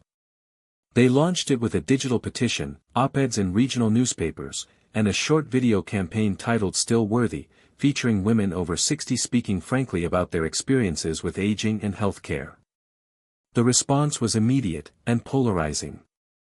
While many supporters praised the honesty and urgency, some detractors accused the campaign of being too political. One donor even pulled a monthly contribution, writing, "I signed up for inspiration, not activism." It hit Grace hard. That night, she walked aimlessly through her neighborhood, watching porch lights flicker on one by one. She thought about all the moments she had chosen courage over comfort. And yet, why did rejection still sting? When she returned home, she opened her laptop and wrote a blog post titled, "The Price of Being Heard." In it, she wrote, "We've been taught to believe that if we speak softly and smile enough, change will follow. But real change has always come from the uncomfortable voices. The inconvenient truths. The messy, unpolished demands of those who refuse to disappear quietly. I will not be quiet. I will not apologize. If you're uncomfortable, good. That means you're listening." The post went viral. Within days, she was interviewed on public radio. A New York-based journalist reached out for a profile. The story was picked up by AARP and several women's health networks. Grace was both praised and trolled online, which she took as a sign she was hitting a nerve. But fame, even well-earned, brought new pressure. Her phone rang constantly. Requests poured in. Invitations to speak. To write. To consult. Suddenly everyone wanted a piece of her voice, but few wanted to listen fully to what that voice demanded. At times, it felt like people were trying to turn her into a mascot for graceful aging, rather than a movement leader asking hard questions. She began declining more invitations. She reassigned media interviews to Joan and Dahlia. She tightened the circle again, not out of fear, but focus. Mark noticed the toll it was taking. One evening, as they sat on the couch with wine and takeout, he said, "You're changing the world, but you're burning out." Grace sighed. "I just feel like if I stop pushing, it all slows down." He reached for her hand. "Then let it slow. A movement doesn't live or die with one person. You built a team. Trust them." She nodded slowly. He was right. A few weeks later, something unexpected happened. The FDA reached out. A member of their patient engagement division had seen her interview and blog post. They wanted her input on a new advisory panel focused on aging and digital therapeutics. Grace was stunned. "I'm not a scientist," she said again. "We don't want a scientist," the official said. "We want someone who lives the reality." After long talks with Joan and the team, she accepted, but on one condition: her seat couldn't be the only patient voice. The FDA agreed. And soon, she found herself in a government building, sitting at a table with regulators, researchers, and 3 other older women who had never before been asked to weigh in on innovation at this level. It was surreal. One of the women, a retired mechanic named Marcia, said during the second meeting, "I may not speak fancy, but I know what works and what doesn't in a body that's been through some things." Everyone laughed. But they also leaned in. Grace watched as something new began to bloom, not just awareness, but alignment. A sense that maybe, finally, the system was starting to open. Back at home, Still Rising continued to expand. The second retreat sold out in under 24 hours. They opened local chapters in 6 states. Dahlia piloted an intergenerational storytelling workshop with high school seniors and grandmothers.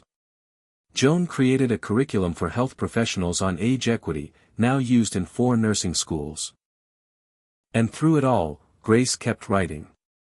Not for the spotlight, but for clarity. Her latest essays were deeper now, less about her own story, more about the systems we live within, the culture we've inherited, and the quiet revolution of women who refuse to fade away. One day, while sorting through letters in their home office, Grace found a note from a woman named Ellen in Nebraska. It read, "I saw you on that panel last year. I didn't say anything then. I was afraid. But I went home and finally told my doctor everything I'd been hiding. He didn't roll his eyes. He listened. And now, I'm getting help. You didn't just change my life. You reminded me it was mine to begin with." Grace held the letter to her chest and closed her eyes. This was why she kept going. Not for the applause. Not for the panels. But for the Ellens of the world. The ones who were slowly, quietly, coming back to themselves. One choice at a time. Winter crept in quietly that year. Not with blizzards or howling wind, but with slow, cold mornings and the kind of stillness that made you notice your breath. Grace had come to love the quiet seasons, the way they asked nothing of her except presence. But this winter felt different. Heavier. Not with grief, but with responsibility. The Still Rising collective was growing fast. Too fast, maybe. What began as a weekend retreat and a handful of Zoom calls had become a network of over 5,000 women across all 50 states. There were now monthly newsletters, leadership councils, grant proposals, volunteers to coordinate, and increasing pressure from outside partners who wanted a piece of the "Aging with Power" message Grace had helped shape. It was exhilarating. It was exhausting. "I think we need to hire a full-time director," Joan said one morning as they met over tea in Grace's kitchen. "Not to replace you. But to carry some of this weight." Grace hesitated. "I don't want this to become something I don't recognize." Joan looked at her. "It already is. But that's not a bad thing. It just means it's working." Grace nodded slowly. She had never imagined becoming the founder of a national nonprofit.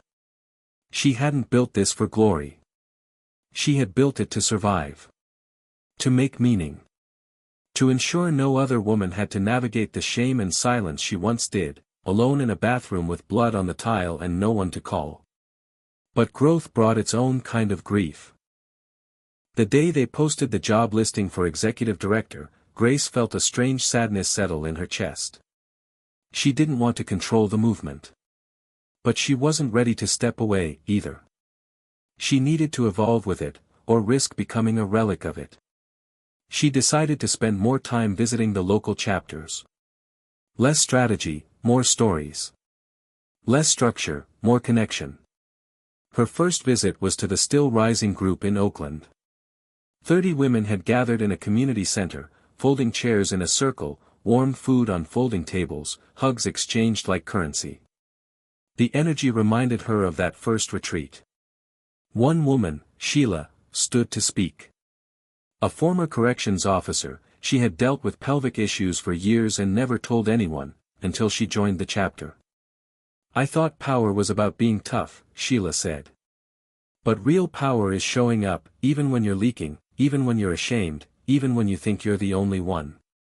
The room erupted in applause. Later, a younger volunteer in her 30s pulled Grace aside. "I came here to help my mom. But I've started thinking about my own body differently.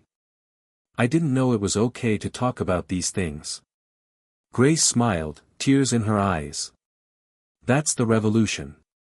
We name what's been hidden. When she returned to Ohio, Grace found herself reflecting more deeply on legacy, not just what she was building, but what she needed to let others carry. The board hired a new executive director, a woman named Anita Patel, a former nonprofit strategist with a deep background in community health and a lived experience that echoed Grace's own. Grace liked her immediately. Anita was warm but decisive, gentle but grounded. And most importantly, she listened. Their first few meetings were filled with long conversations, not just about budgets or expansion, but about culture. "I don't want this to be a machine," Grace said. "I want it to feel like people." Anita nodded. "Then we lead like people. Not products." With Anita handling operations, Grace refocused her energy on storytelling. She launched a storytelling fellowship for women over 60, 6 months of mentorship, writing workshops, and public readings. The first cohort was small, 10 women from 10 different states, but their impact was deep. There was Alice, a former jazz singer who wrote about reclaiming her voice after vocal cord surgery. Beverly, who told the story of being a black mother navigating both racial and gender-based dismissal in healthcare. Lena, who wrote poems about pelvic pain that made the whole room cry and laugh in the same breath. Grace attended every session. Not as a teacher, but as a witness. She began to see her role differently, not the engine, but the soil. And yet, even as her public work thrived, her personal world was shifting again. One evening, while sorting through some old photos, she came across a picture of herself at 37, standing beside her husband on a beach, hair windblown, eyes shining. She hadn't thought about that version of herself in a long time. And for the first time, she let herself grieve, not just the loss of her husband, but the parts of herself she had buried in the years after, the artist, the lover, the woman who dreamed without logistics attached. Later that night, she lit a candle and sat by her window. Outside, snow had begun to fall. Slowly. Softly. She whispered to the silence, "I miss you." And she wasn't sure if she was speaking to him, or to herself. The next day, she called Mark. "I think I need a break," she said. "Not from you. From the spotlight." He chuckled. "Grace Thomas, taking a break? Alert the press." "I'm serious." "I know. And I think it's the best thing you could do." She decided to take 3 months off. No media. No panels. No meetings. Just space. She handed off the podcast to Joan and Dahlia. She stepped away from the board temporarily. She even deleted her Twitter account. Instead, she gardened. She cooked. She read novels. She visited her grandson. She wrote, but only for herself. At first, it felt indulgent. Then it felt necessary. And finally, it felt holy. By the end of the 3 months, she returned, not with urgency, but clarity. She no longer needed to prove anything. She had built something that could thrive without her daily presence. That was not failure. That was success. At the next Still Rising Summit, a gathering of over 300 women in Minneapolis, Grace opened the weekend not with a speech, but with a simple gesture. She lit a candle in the center of the room, then stepped back. "Today," she said, "this light doesn't need to come from me." And then, one by one, other women stepped forward. Told their truths. Claimed their space. It was no longer her story alone. It was everyone's. Spring arrived with the kind of promise that made the world seem ready for rebirth. Cherry blossoms carpeted the sidewalks, and the air was thick with the scent of earth waking up. Grace felt the season in her bones, not just the change in weather but the shift inside herself.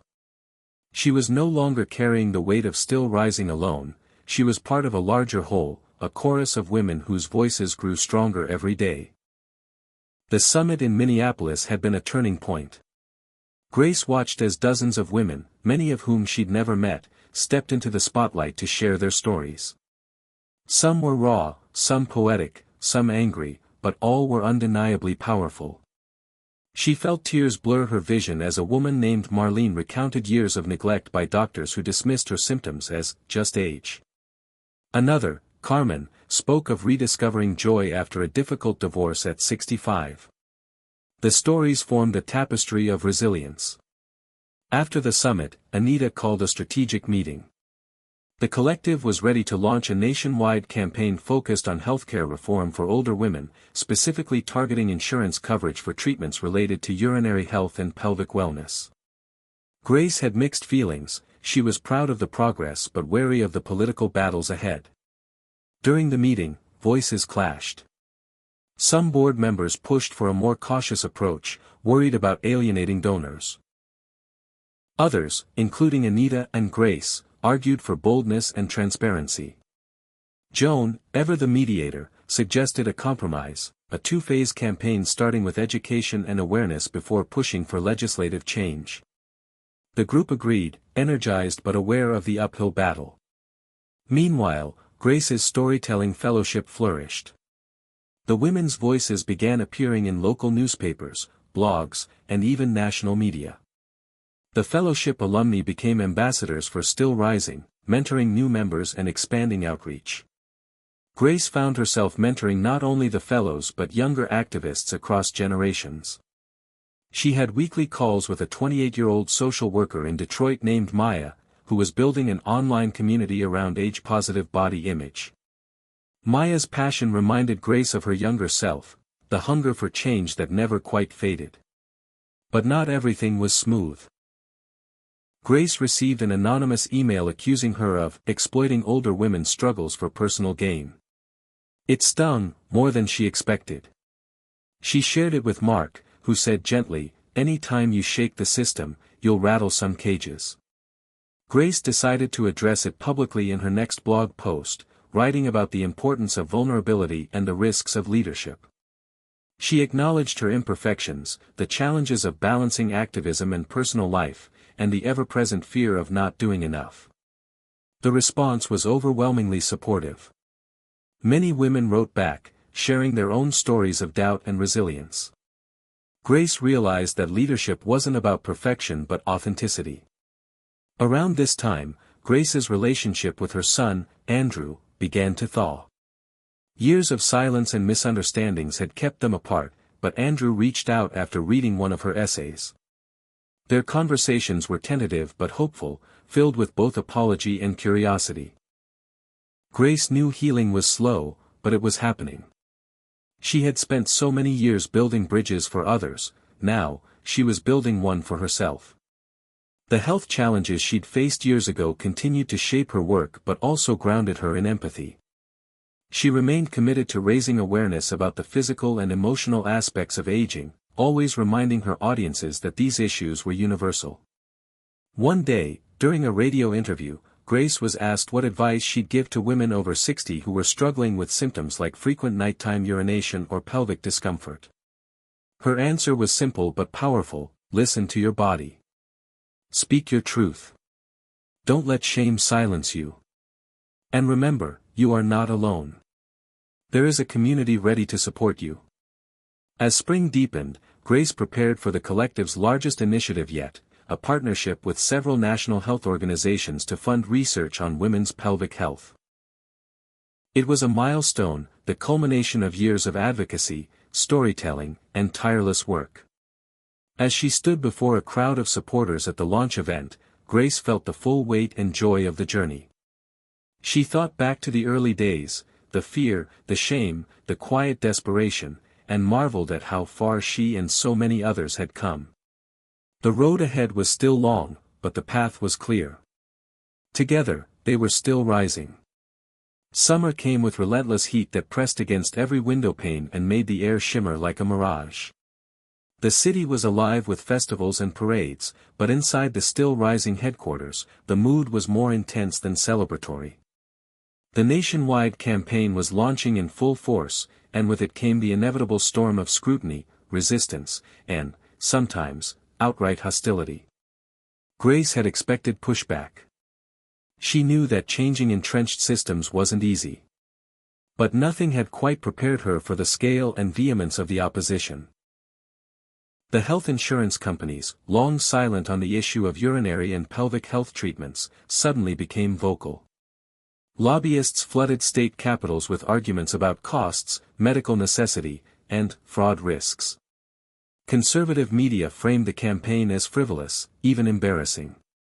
Grace sat in her office one sweltering afternoon, reading an inflammatory op-ed that mocked the movement's efforts. Her fingers trembled over the keyboard as she drafted a response that she would never send, not yet. Instead, she closed the laptop and stepped outside, breathing in the sticky summer air. Mark found her sitting on the stoop, wiping sweat from her brow. "You okay?" She sighed. "I'm angry. Frustrated. Wondering if it's worth it." He sat beside her, steady and calm. "It is worth it. You're fighting not just for yourself but for millions of women who have been ignored for too long. Change is never comfortable." Grace nodded, but the doubt lingered. That night, she struggled to sleep, her mind racing through every setback, every harsh word, every moment she'd felt dismissed. The next morning brought a ray of hope, a call from Senator Lisa Ramirez, a longtime advocate for women's health who wanted to meet. Ramirez was known for her pragmatic approach and willingness to cross party lines. Grace prepared meticulously for the meeting, knowing this could be a turning point. At the Capitol, Ramirez greeted her warmly. "I've been following Still Rising. I believe we can work together to push meaningful legislation." They talked for hours, hashing out strategies, potential allies, and messaging that could resonate across diverse communities. Back home, Grace felt a renewed sense of purpose. She rallied the team, sharing the good news and laying out next steps. But the battles were far from over. During one conference call with insurance executives, Grace found herself challenged not just on facts but on the very legitimacy of the experiences she and countless women shared. "This is a lifestyle issue, not a medical one," one executive argued dismissively. Grace's voice didn't waver. "For many, this impacts sleep, mental health, relationships, everything. It's not about lifestyle. It's about dignity." The call ended with promises to consider the proposals but no commitments. Still, Grace refused to back down. She mobilized Still Rising's members to contact their representatives, share their stories, and flood social media with messages tagged #StillRising. The collective's digital presence exploded, and with it, a wave of solidarity and visibility that even the opposition couldn't ignore. Meanwhile, Grace's personal life became a sanctuary amid the storm. Mark, ever her rock, encouraged her to take breaks, reminding her that her well-being was vital to the movement. She also deepened her relationship with Andrew, whose newfound openness was both healing and challenging. They talked about the past with honesty and forgiveness, realizing that the pain they'd carried for years didn't have to define their future. Grace's health remained stable, though she continued routine checkups and adjusted her self-care to handle stress. She embraced meditation and yoga, practices she'd once dismissed as New Age fluff, but now found grounding. At the height of summer, Still Rising hosted its first-ever virtual summit, connecting thousands of women across the country. Grace watched as stories poured in, from women in small towns and big cities alike, sharing victories, struggles, and dreams.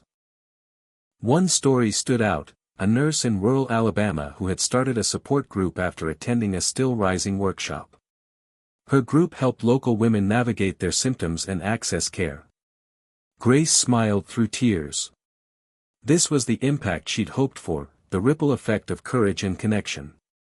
As summer waned, the political landscape shifted. Senator Ramirez introduced a bill advocating insurance coverage for pelvic health treatments, citing testimonies from Still Rising members. The media buzzed. Opponents tried to discredit the bill, but public support surged. Grace found herself at the center of interviews, rallies, and panels once again, but this time with a deeper sense of calm and clarity. She knew the road ahead was long and winding, but the collective was stronger than ever. One evening, after a particularly exhausting day, Grace sat on her porch with Mark. The sun dipped low, painting the sky in hues of orange and purple. "I'm proud of you," he said softly. She leaned her head on his shoulder. "So am I." And in that quiet moment, Grace felt the steady pulse of hope, the sure knowledge that even in the toughest battles, love, resilience, and community could light the way. Autumn arrived with a crispness that sharpened the edges of the world. Leaves turned amber and crimson, fluttering down like confetti, carpeting sidewalks with beauty and decay intertwined. For Grace, it was a season of reflection and preparation, a time to gather strength for the battles yet to come. The momentum from the summer's political push was undeniable. Senator Ramirez's bill had gained traction in the Senate Health Committee, but fierce lobbying from industry groups threatened to stall progress.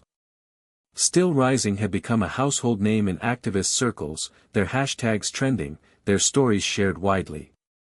Yet, with increased visibility came increased scrutiny, and sometimes, fatigue.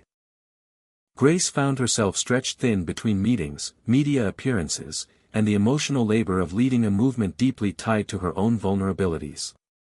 At times, the pressure felt overwhelming, and the memories of past losses weighed heavily.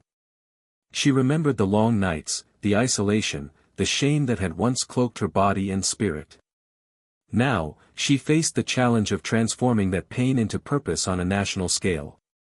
One evening, after a grueling day of negotiations, Grace sat alone in her office, scrolling through emails. A message from an older woman named Ruth caught her eye.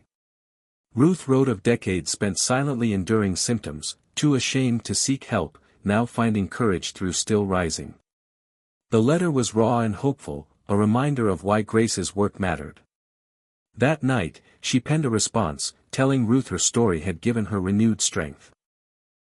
As the bill moved through legislative hurdles, Grace and Anita strategized for a series of town halls, aiming to build grassroots support. They traveled extensively, meeting women from varied backgrounds, teachers, farmers, nurses, retirees, each with stories that echoed the collective's mission. These encounters deepened Grace's understanding of the diverse realities aging women faced and underscored the need for inclusive advocacy. On a crisp October morning, Grace visited a community center in Des Moines, Iowa, where she met with a group of women who had formed their own support circle after attending a Still Rising webinar. Their openness and resilience inspired her. One woman, Esther, shared how the collective had given her a voice after years of silence, empowering her to demand better care from her doctors. These stories, Grace thought, are the real power. Back home, tensions surfaced within the collective's leadership. Some board members pushed for expansion into other issues affecting older women, while others warned against diluting the core message. Grace navigated these debates carefully, advocating for focus but remaining open to growth. During one heated meeting, Joan reminded everyone, "Our strength is in our authenticity. Let's not lose sight of that." Grace took those words to heart. She realized leadership wasn't about control but about listening deeply, to her team, to the women they served, and to herself. In her personal life, Grace's bond with Andrew continued to heal. They shared meals, stories, and laughter, slowly rebuilding trust. Mark, always supportive, encouraged her to cherish these moments, reminding her that family was both a refuge and a source of strength. As Halloween approached, Grace reflected on transformation, not just the seasonal kind but the profound shifts within herself and the collective. She embraced rituals old and new, lighting candles to honor losses and light the way forward. The media spotlight intensified when a major news network aired a special on Still Rising, highlighting the movement's impact and Grace's leadership. The exposure brought new opportunities and challenges, donations increased, partnerships formed, but so did public scrutiny. One particularly difficult day, Grace received a call from a woman accusing the collective of ignoring the needs of women from marginalized communities. The conversation was painful but necessary. Grace listened without defensiveness, committing to greater inclusivity and outreach. That evening, she convened a diversity advisory panel to ensure Still Rising's work reflected the full spectrum of women's experiences. Amidst the whirlwind, Grace found solace in small rituals, morning walks, journaling, quiet dinners with Mark. These moments grounded her, reminding her that self-care was not a luxury but a vital part of sustaining the fight.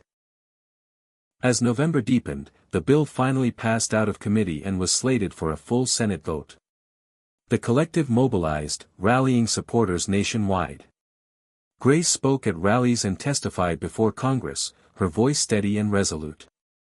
The day of the vote, Grace waited anxiously with the team, the air thick with anticipation. When the final tally came through, a decisive victory, cheers erupted. Tears streamed down Grace's face as relief and joy washed over her. Later that night, surrounded by friends and family, she raised a glass and whispered, "This is just the beginning." The journey was far from over, but still Rising had made history. Grace understood now more than ever that her story was intertwined with millions of others, each voice contributing to a chorus demanding change. In the quiet aftermath, she looked ahead with hope, knowing the movement would continue to grow, fueled by courage, compassion, and unwavering determination. Winter settled in quietly, blanketing the city in frost and muted light. The holiday season was supposed to be a time of rest and reflection, yet Grace found herself caught in a relentless storm of obligations. Still Rising had become a force to be reckoned with, and with its growing influence came complex challenges that tested every ounce of her resolve. The bill's passage was a landmark victory, but it was just one battle in a much larger war. As snowflakes drifted lazily outside her window, Grace sat in her office reviewing the latest reports. The healthcare landscape was shifting rapidly. Insurance companies had reluctantly begun adjusting their policies, but loopholes and delays persisted.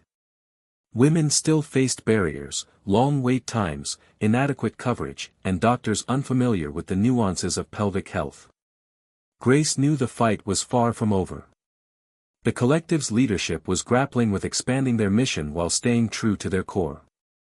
New proposals poured in, education programs, community outreach, legislative lobbying in other states. Anita pushed for aggressive growth, but some members warned of burnout and mission creep. Grace often found herself mediating these debates, trying to balance ambition with sustainability. She convened a retreat for the leadership team at a cozy cabin in the nearby mountains, hoping that distance from the city's chaos would foster clarity. The retreat was a mix of intense discussions and quiet reflection. By day, the team mapped strategies, prioritized goals, and addressed internal tensions. By night, they gathered around the fireplace, sharing stories, fears, and hopes. Grace felt a renewed sense of camaraderie and purpose. One evening, as snow fell softly outside, Grace confided in Joan her fears of losing herself in the movement. Joan listened patiently, reminding her that leadership included vulnerability and self-compassion. "You're not alone," Joan said. "We rise together, and we rest together." Back in the city, Grace's personal life offered a delicate balance. Mark remained a steady presence, encouraging her to find joy amidst the struggle. Their walks through frost-kissed parks became sacred rituals, moments to breathe and reconnect. Her relationship with Andrew deepened, marked by honest conversations and shared memories. They planned a small Thanksgiving dinner, inviting friends and family to celebrate both healing and hope. Yet, winter brought unforeseen challenges. Grace was diagnosed with a minor but persistent health issue related to the stress she'd endured. The news shook her, forcing a reckoning with her own limits. She embraced treatment and adjusted her pace, learning anew the importance of caring for herself as fiercely as she cared for others. Meanwhile, Still Rising launched a new pilot program in collaboration with several healthcare providers to train doctors on pelvic health and aging. The program's early success was encouraging, with positive feedback from both patients and practitioners. Grace traveled frequently, speaking at conferences, meeting advocates, and gathering stories. Each encounter reinforced her belief in the power of connection and the necessity of systemic change.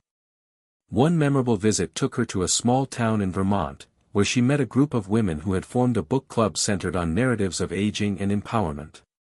Their warmth and wisdom reminded her of the movement's roots, the simple but profound act of sharing stories to break isolation. Amid the flurry of activity, Grace made time for writing. Her blog, once a modest platform, had grown into a trusted space where women found solace and solidarity. She wrote candidly about her struggles and triumphs, hoping to inspire others to speak their truths. As the year drew to a close, Still Rising prepared for its annual gala, a celebration of progress and a fundraiser for upcoming initiatives. Grace rehearsed her speech meticulously, aware that her words carried weight far beyond the room. On the night of the event, surrounded by supporters old and new, Grace reflected on the journey from a single woman's quiet battle to a movement that spanned the nation. She spoke with passion about resilience, community, and the unyielding spirit of women who refused to be silenced. The applause was thunderous, but more than that, Grace felt the profound gratitude of belonging, both to the movement and to herself. As she looked toward the future, she knew challenges would come, but so would victories. Winter's cold had tested her resolve, but it had also forged her strength. Still Rising was not just a movement, it was a promise that every woman's story mattered, every voice could be heard, and together, they would continue to rise. Spring's gentle warmth began to seep into the city, coaxing blossoms from bare branches and awakening a sense of renewal. For Grace, this season symbolized more than just nature's cycle. It marked a pivotal moment for Still Rising as the movement expanded its reach and deepened its mission. The victories of the past year had built a foundation, but new horizons beckoned, and with them came fresh challenges that tested Grace's leadership and resilience in unexpected ways. The year's first major initiative was the launch of a national awareness campaign titled Voices Unbound, aimed at breaking the lingering stigma surrounding women's pelvic health issues. The campaign featured candid video testimonials, educational resources, and partnerships with influencers across social media platforms. Grace spearheaded the effort, personally reaching out to women from diverse backgrounds willing to share their stories on camera. During one filming session, Grace met Elena, a vibrant woman in her late 60s whose humor and candor lit up the room. Elena's story of decades-long struggle with nocturia, the frequent nighttime urination that Grace herself had endured, resonated deeply with viewers. Her courage embodied the very essence of Still Rising: honesty, vulnerability, and empowerment. As the campaign rolled out, social media buzzed with conversations once hushed or dismissed. Hashtags like #VoicesUnbound trended, and the movement's digital footprint swelled. Yet, with visibility came scrutiny. Some critics accused the campaign of oversharing private matters, others questioned the movement's motives. Grace anticipated resistance but remained steadfast, knowing that shining light on these issues was the only way to effect change. Amid the external challenges, internal dynamics shifted. Still Rising's rapid growth demanded new infrastructure and professionalization. Grace worked closely with Anita and Joan to restructure the organization, hiring additional staff and establishing clearer roles. These changes brought relief but also sparked tensions. Some longtime volunteers worried that the movement was losing its grassroots spirit. Grace addressed these concerns openly, emphasizing the importance of balancing expansion with authenticity. "Our strength lies in our stories, our community," she reminded them. "As we grow, that must never change." One afternoon, Grace received an invitation to speak at a prestigious international women's health conference in Geneva. The opportunity was both thrilling and daunting. It signaled global recognition but also meant time away from the collective and her loved ones. After thoughtful deliberation, she accepted, viewing it as a chance to amplify Still Rising's message on a broader stage. Preparing for the trip, Grace reflected on how far the movement had come, from a personal struggle to a global conversation. She crafted her speech to emphasize not just the medical aspects but the emotional and societal dimensions of aging women's health. Her goal was to humanize the issue and inspire cross-cultural solidarity. In Geneva, Grace was greeted by an audience of healthcare professionals, policymakers, and activists from around the world. Her presentation was met with heartfelt applause, and afterward, she engaged in rich discussions about collaboration and shared challenges. The experience broadened her perspective and fueled her determination to build bridges beyond national borders. Back home, the momentum continued. Still Rising partnered with universities to support research on pelvic health disparities among women of color, a critical step toward addressing intersectional inequalities. Grace felt proud of these developments but also aware that the path ahead was complex. Meanwhile, her personal life flourished in quiet ways. Andrew had become more involved in the collective's outreach efforts, volunteering at events and helping with digital campaigns. Their relationship, once fraught with distance, had transformed into a genuine partnership built on mutual respect and understanding. Mark continued to be a source of comfort and joy, encouraging Grace to celebrate small victories amid the larger struggles. One spring evening, Grace hosted a dinner for Still Rising's core team and close friends. The table was alive with laughter, stories, and plans for the future. As the night deepened, Grace looked around at the faces she had come to cherish and realized that the movement was not just about advocacy, it was about family. But just as hope blossomed, Grace encountered an unexpected setback. A whistleblower within a partner organization alleged financial mismanagement, sparking an internal investigation that threatened to tarnish Still Rising's reputation. The news hit like a thunderclap, shaking the collective to its core. Grace convened an emergency meeting, determined to address the crisis transparently. She acknowledged the mistakes, took responsibility, and outlined steps for corrective action. The process was painful, exposing fissures but ultimately reinforcing the collective's commitment to integrity and accountability. The ordeal tested Grace's leadership in profound ways. She wrestled with feelings of betrayal, guilt, and exhaustion but also discovered reservoirs of resilience she hadn't known she possessed. The collective emerged bruised but united, their bond strengthened by honesty and shared purpose. As spring turned toward summer, Still Rising rebounded with renewed focus. The Voices Unbound campaign gained fresh energy, new partnerships were forged, and legislative advocacy advanced in several states. Grace found herself at the helm of a movement that was maturing, complex, multifaceted, and fiercely alive. One afternoon, as she walked through a sun-dappled park with Mark, Grace marveled at the journey, its trials and triumphs, its heartbreaks and joys. She knew the road ahead would hold more challenges, but she felt ready. With every step, every story shared, and every barrier broken, Still Rising was changing the narrative of aging, health, and womanhood. And Grace was at its heart, a beacon of courage, compassion, and relentless hope. Summer's heat rippled across the city streets, shimmering in the distance like a mirage of endless possibility.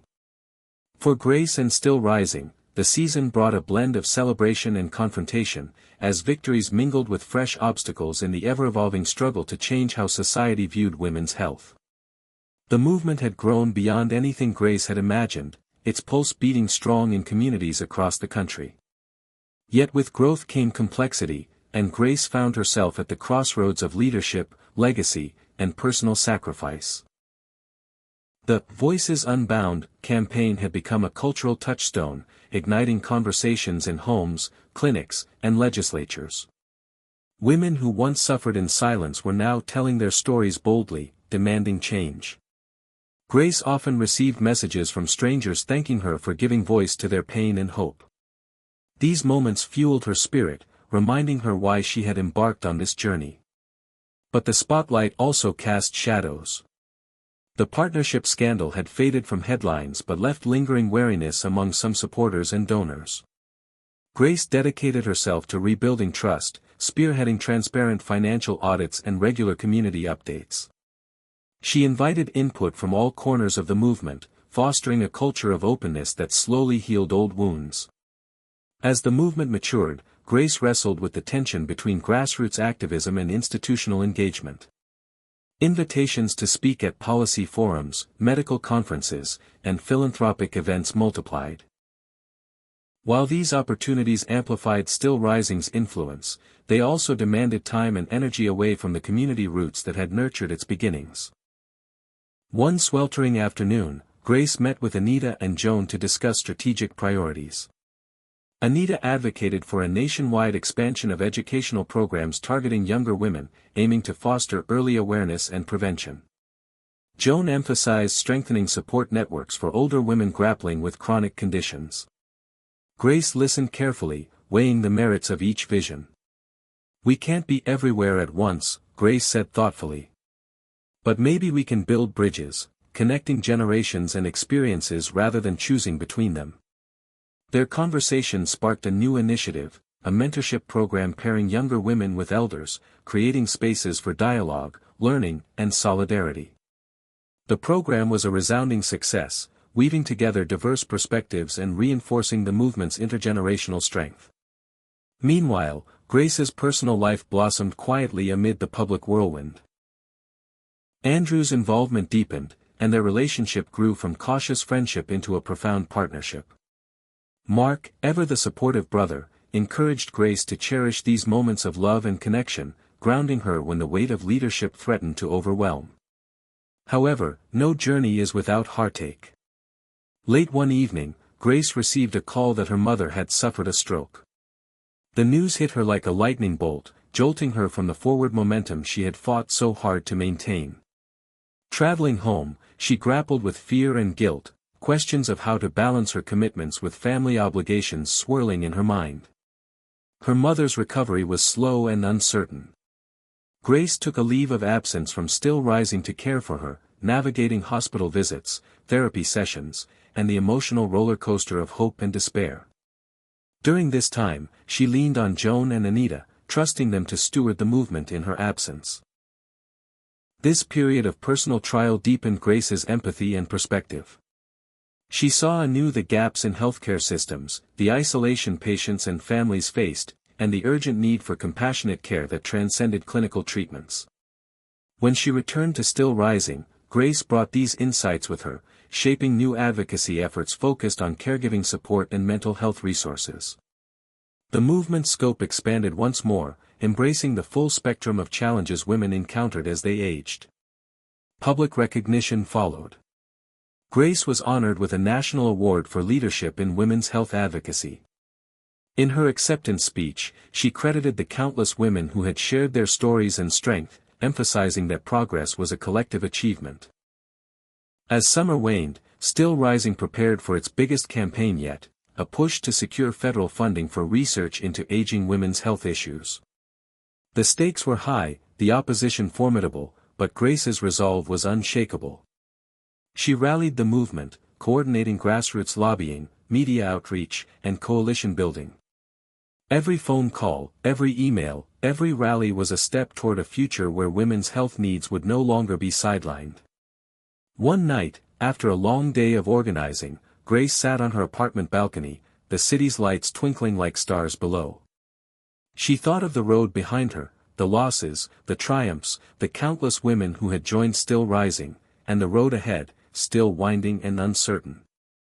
In that quiet moment, she whispered a promise to herself: no matter the obstacles, no matter the sacrifices, she would keep rising, because the stories, the struggles, and the dreams of millions depended on it. Early autumn painted the city in warm hues of gold and amber, a season of change that mirrored the evolving landscape of Still Rising in Grace's own journey. The movement was gaining momentum, its roots growing deeper into communities across the nation, but the terrain ahead was both promising and perilous. For Grace, this period was marked by moments of profound challenge and unexpected opportunity, testing her resolve and vision in ways she had never anticipated. The campaign to secure federal funding had entered its critical phase. Grace and her team had organized countless meetings with legislators, drafted compelling testimonies, and mobilized thousands of supporters to contact their representatives. The stakes could not have been higher. This funding would fuel research and programs that could transform aging women's healthcare for generations. Yet, the political landscape was fraught with resistance. Some lawmakers dismissed the issues as niche or non-essential, others were influenced by entrenched interests opposing increased healthcare spending. Grace found herself navigating the labyrinth of lobbying with a mix of determination and frustration.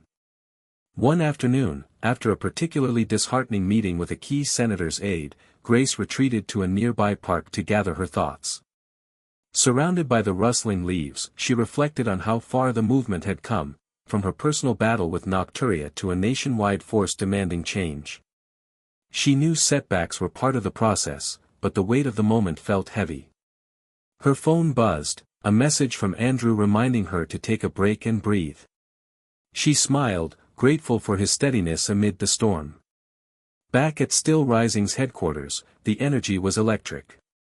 Volunteers prepared for a massive rally scheduled for the following weekend, aiming to bring thousands of women and allies to the Capitol steps.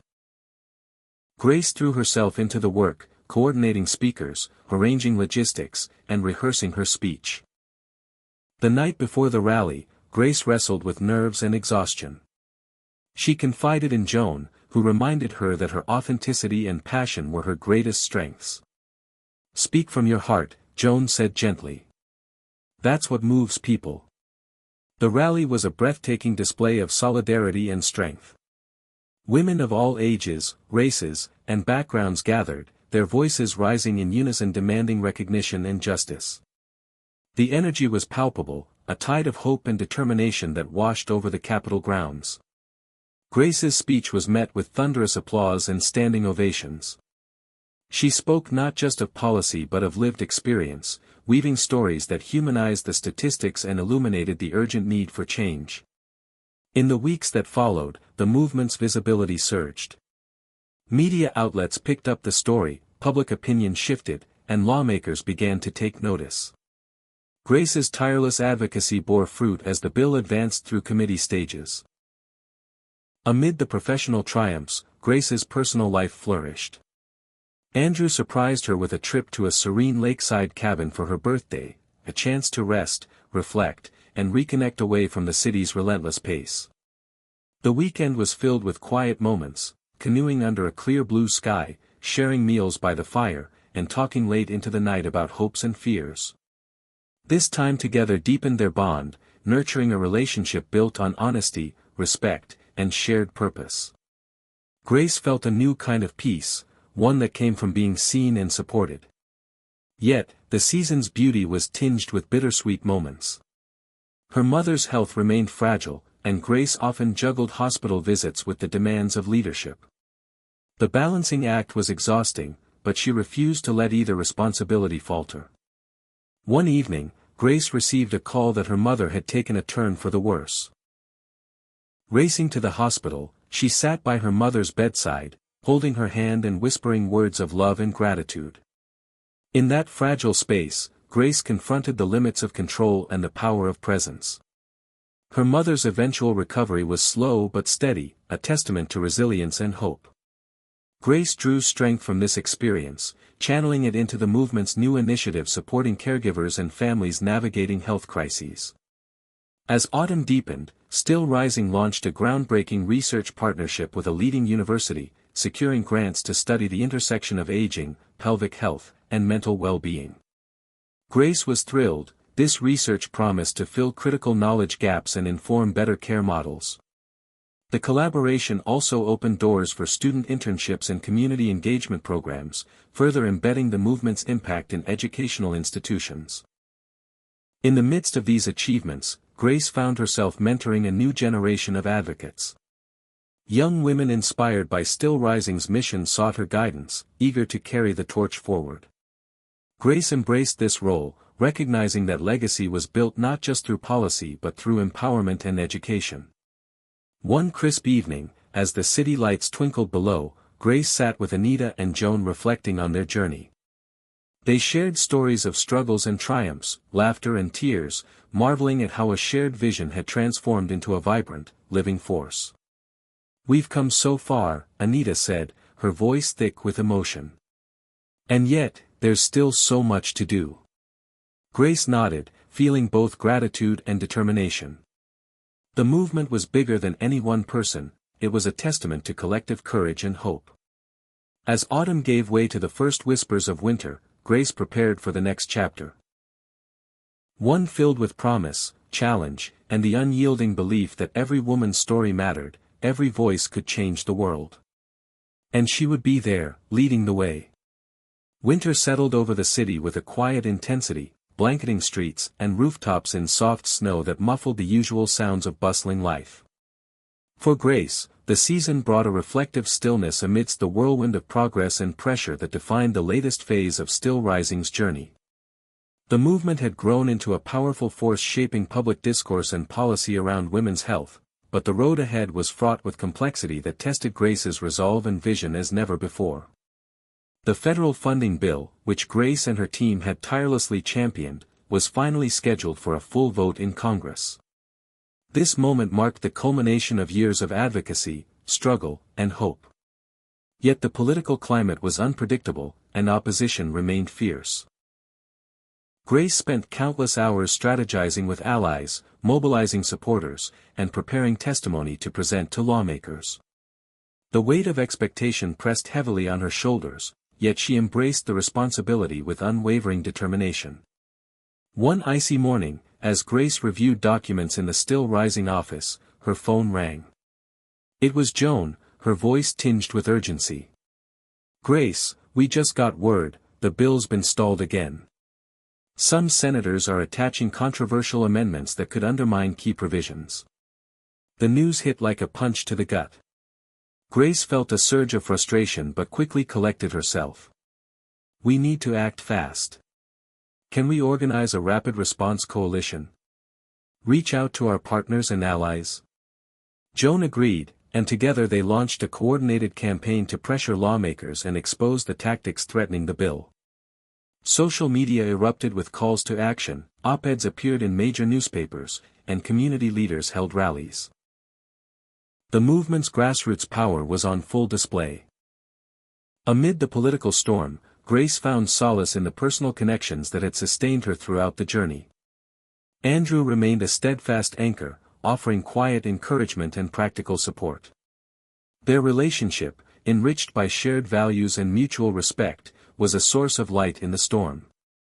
One evening, after a particularly grueling day, Andrew surprised Grace with tickets to a small theater performance, an escape into art and storytelling that reminded her of the power of narrative beyond advocacy.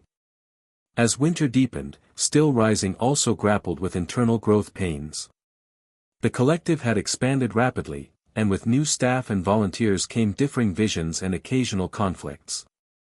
Grace worked tirelessly to foster a culture of openness and collaboration, holding regular meetings and retreats to align the team's mission and values.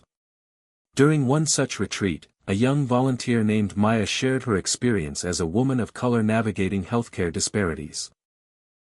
Her story challenged the group to confront uncomfortable truths and commit to more inclusive practices. Grace listened intently, recognizing that the movement's strength lay in embracing diversity and intersectionality. Inspired by Maya's courage, Grace spearheaded initiatives to amplify marginalized voices and ensure that Still Rising's work addressed the full spectrum of women's experiences. These efforts sparked renewed energy and broadened the collective's impact. As the federal bill's vote approached, Grace's schedule became relentless. She testified before committees, met with legislators, and spoke at forums nationwide. Each interaction was a reminder of the stakes involved, not just policy, but lives transformed. The night before the vote, Grace hosted a small gathering with Still Rising's core team and close friends. The air was thick with anticipation and emotion. They shared stories of why the movement mattered to them, their voices weaving a tapestry of pain, hope, and determination. Grace looked around the room, feeling a profound sense of gratitude and responsibility. "Whatever happens tomorrow," she said softly, "know that we've changed the conversation forever. This is just the beginning." The following day, the vote was a roller coaster of tension and triumph. After hours of debate, the bill passed by a narrow margin. The victory was exhilarating but tempered by the knowledge that implementation would require continued vigilance and effort. In the weeks that followed, Grace oversaw the rollout of funded programs and research, celebrating milestones while acknowledging the ongoing work ahead. She also prioritized self-care and reflection, recognizing the toll the journey had taken. One quiet afternoon, as snowflakes drifted outside her window, Grace penned a letter to the movement's supporters, expressing gratitude and outlining the path forward. She emphasized that advocacy was a marathon, not a sprint, and called on everyone to remain engaged and hopeful. As the year drew to a close, Grace found moments of peace in simple joys, family dinners, walks in the park, and conversations with Andrew about dreams yet to be realized. She cherished these times as reminders of the life she was fighting to protect and enrich. Winter's stillness gave way to the promise of spring, and with it, a renewed sense of purpose. Still Rising was no longer just a movement, it was a community, a catalyst, and a beacon of change. Grace stood ready to lead it into the future, guided by the stories that had brought her here and the hope that propelled her forward. Spring dawned gently over the city, painting the skyline with soft pastel light and infusing the air with the scent of renewal. For Grace, the season carried the weight of culmination and the thrill of new beginnings. After years of relentless advocacy, personal sacrifice, and growth, Still Rising stood at a crossroads, poised not just to influence policy but to transform culture, medicine, and lives. This final chapter of Grace's journey would be one of reflection, resolution, and the powerful legacy she would leave behind. The passage of the federal funding bill had ushered in a new era for women's health research and services, opening doors that had long been closed. Still Rising's programs flourished, touching countless lives with education, support, and hope. Grace often received letters and emails from women who shared how the movement had changed their health journeys and sense of self. These messages fueled her soul and reinforced the profound importance of their work. Yet the victories were bittersweet. The demands of leadership and the emotional toll of advocacy had left Grace with moments of exhaustion and doubt. She grappled with balancing ambition and self-care, public duty and private joy. Andrew remained her anchor, encouraging her to honor her well-being as fiercely as her mission. One evening, as the sun dipped below the horizon, casting a warm glow over the city, Grace sat on her apartment balcony, a journal open in her lap. She wrote candidly about the journey, the fears, the triumphs, the lessons etched into her heart. She reflected on the women who had come before, whose stories had shaped her path, and on those who would follow, carrying the torch into the future. Her thoughts turned to family. Her mother's health had stabilized, and their relationship deepened with new understanding and tenderness. Mark continued to be a steady presence, a reminder of roots and resilience. Grace felt the profound truth that change begins within. The love and strength we cultivate in our closest circles ripple outward to touch the world. As Still Rising entered its next chapter, Grace made the difficult decision to step back from day-to-day leadership. She announced this transition with grace and humility, expressing confidence in the new generation of leaders she had helped nurture. The movement was no longer a single person's mission, it was a vibrant, living community united by shared purpose. In her farewell address to supporters, Grace spoke with clarity and passion, "This is not an end, but a new beginning. We have shattered silence, challenged injustice, and built a foundation for a future where every woman's health is valued and honored. I am endlessly proud of what we have achieved together, and I trust in your courage to carry this work forward." The years ahead held promise. Research breakthroughs inspired by the funding led to innovative treatments and prevention strategies. Public awareness continued to grow, dismantling stigma and empowering women to advocate for themselves. Still Rising's influence expanded globally, connecting with movements worldwide. Grace embraced this new phase with a sense of peace and purpose. She returned to writing, sharing stories and insights to inspire ongoing dialogue. She engaged in mentoring, offering guidance and encouragement to activists and healthcare professionals alike. One afternoon, surrounded by friends and family, Grace celebrated a milestone birthday. The gathering was filled with laughter, stories, and heartfelt toasts. She looked around at the faces of those who had journeyed with her, each a testament to resilience, community, and hope. As the sun set, Grace raised a glass and spoke words that echoed the movement's spirit: "Life is full of surprises, but love and courage will always lead the way. Keep rising, keep believing, and know that together, we can change the world." Her story, once a solitary struggle, had blossomed into a powerful legacy of transformation and inspiration. Grace's journey was a beacon for all who dared to dream, to fight, and to heal.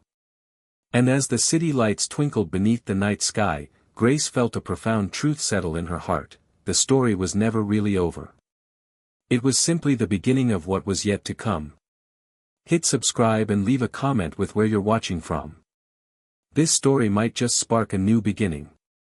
What's one thing that always pushes you forward, even when things get tough?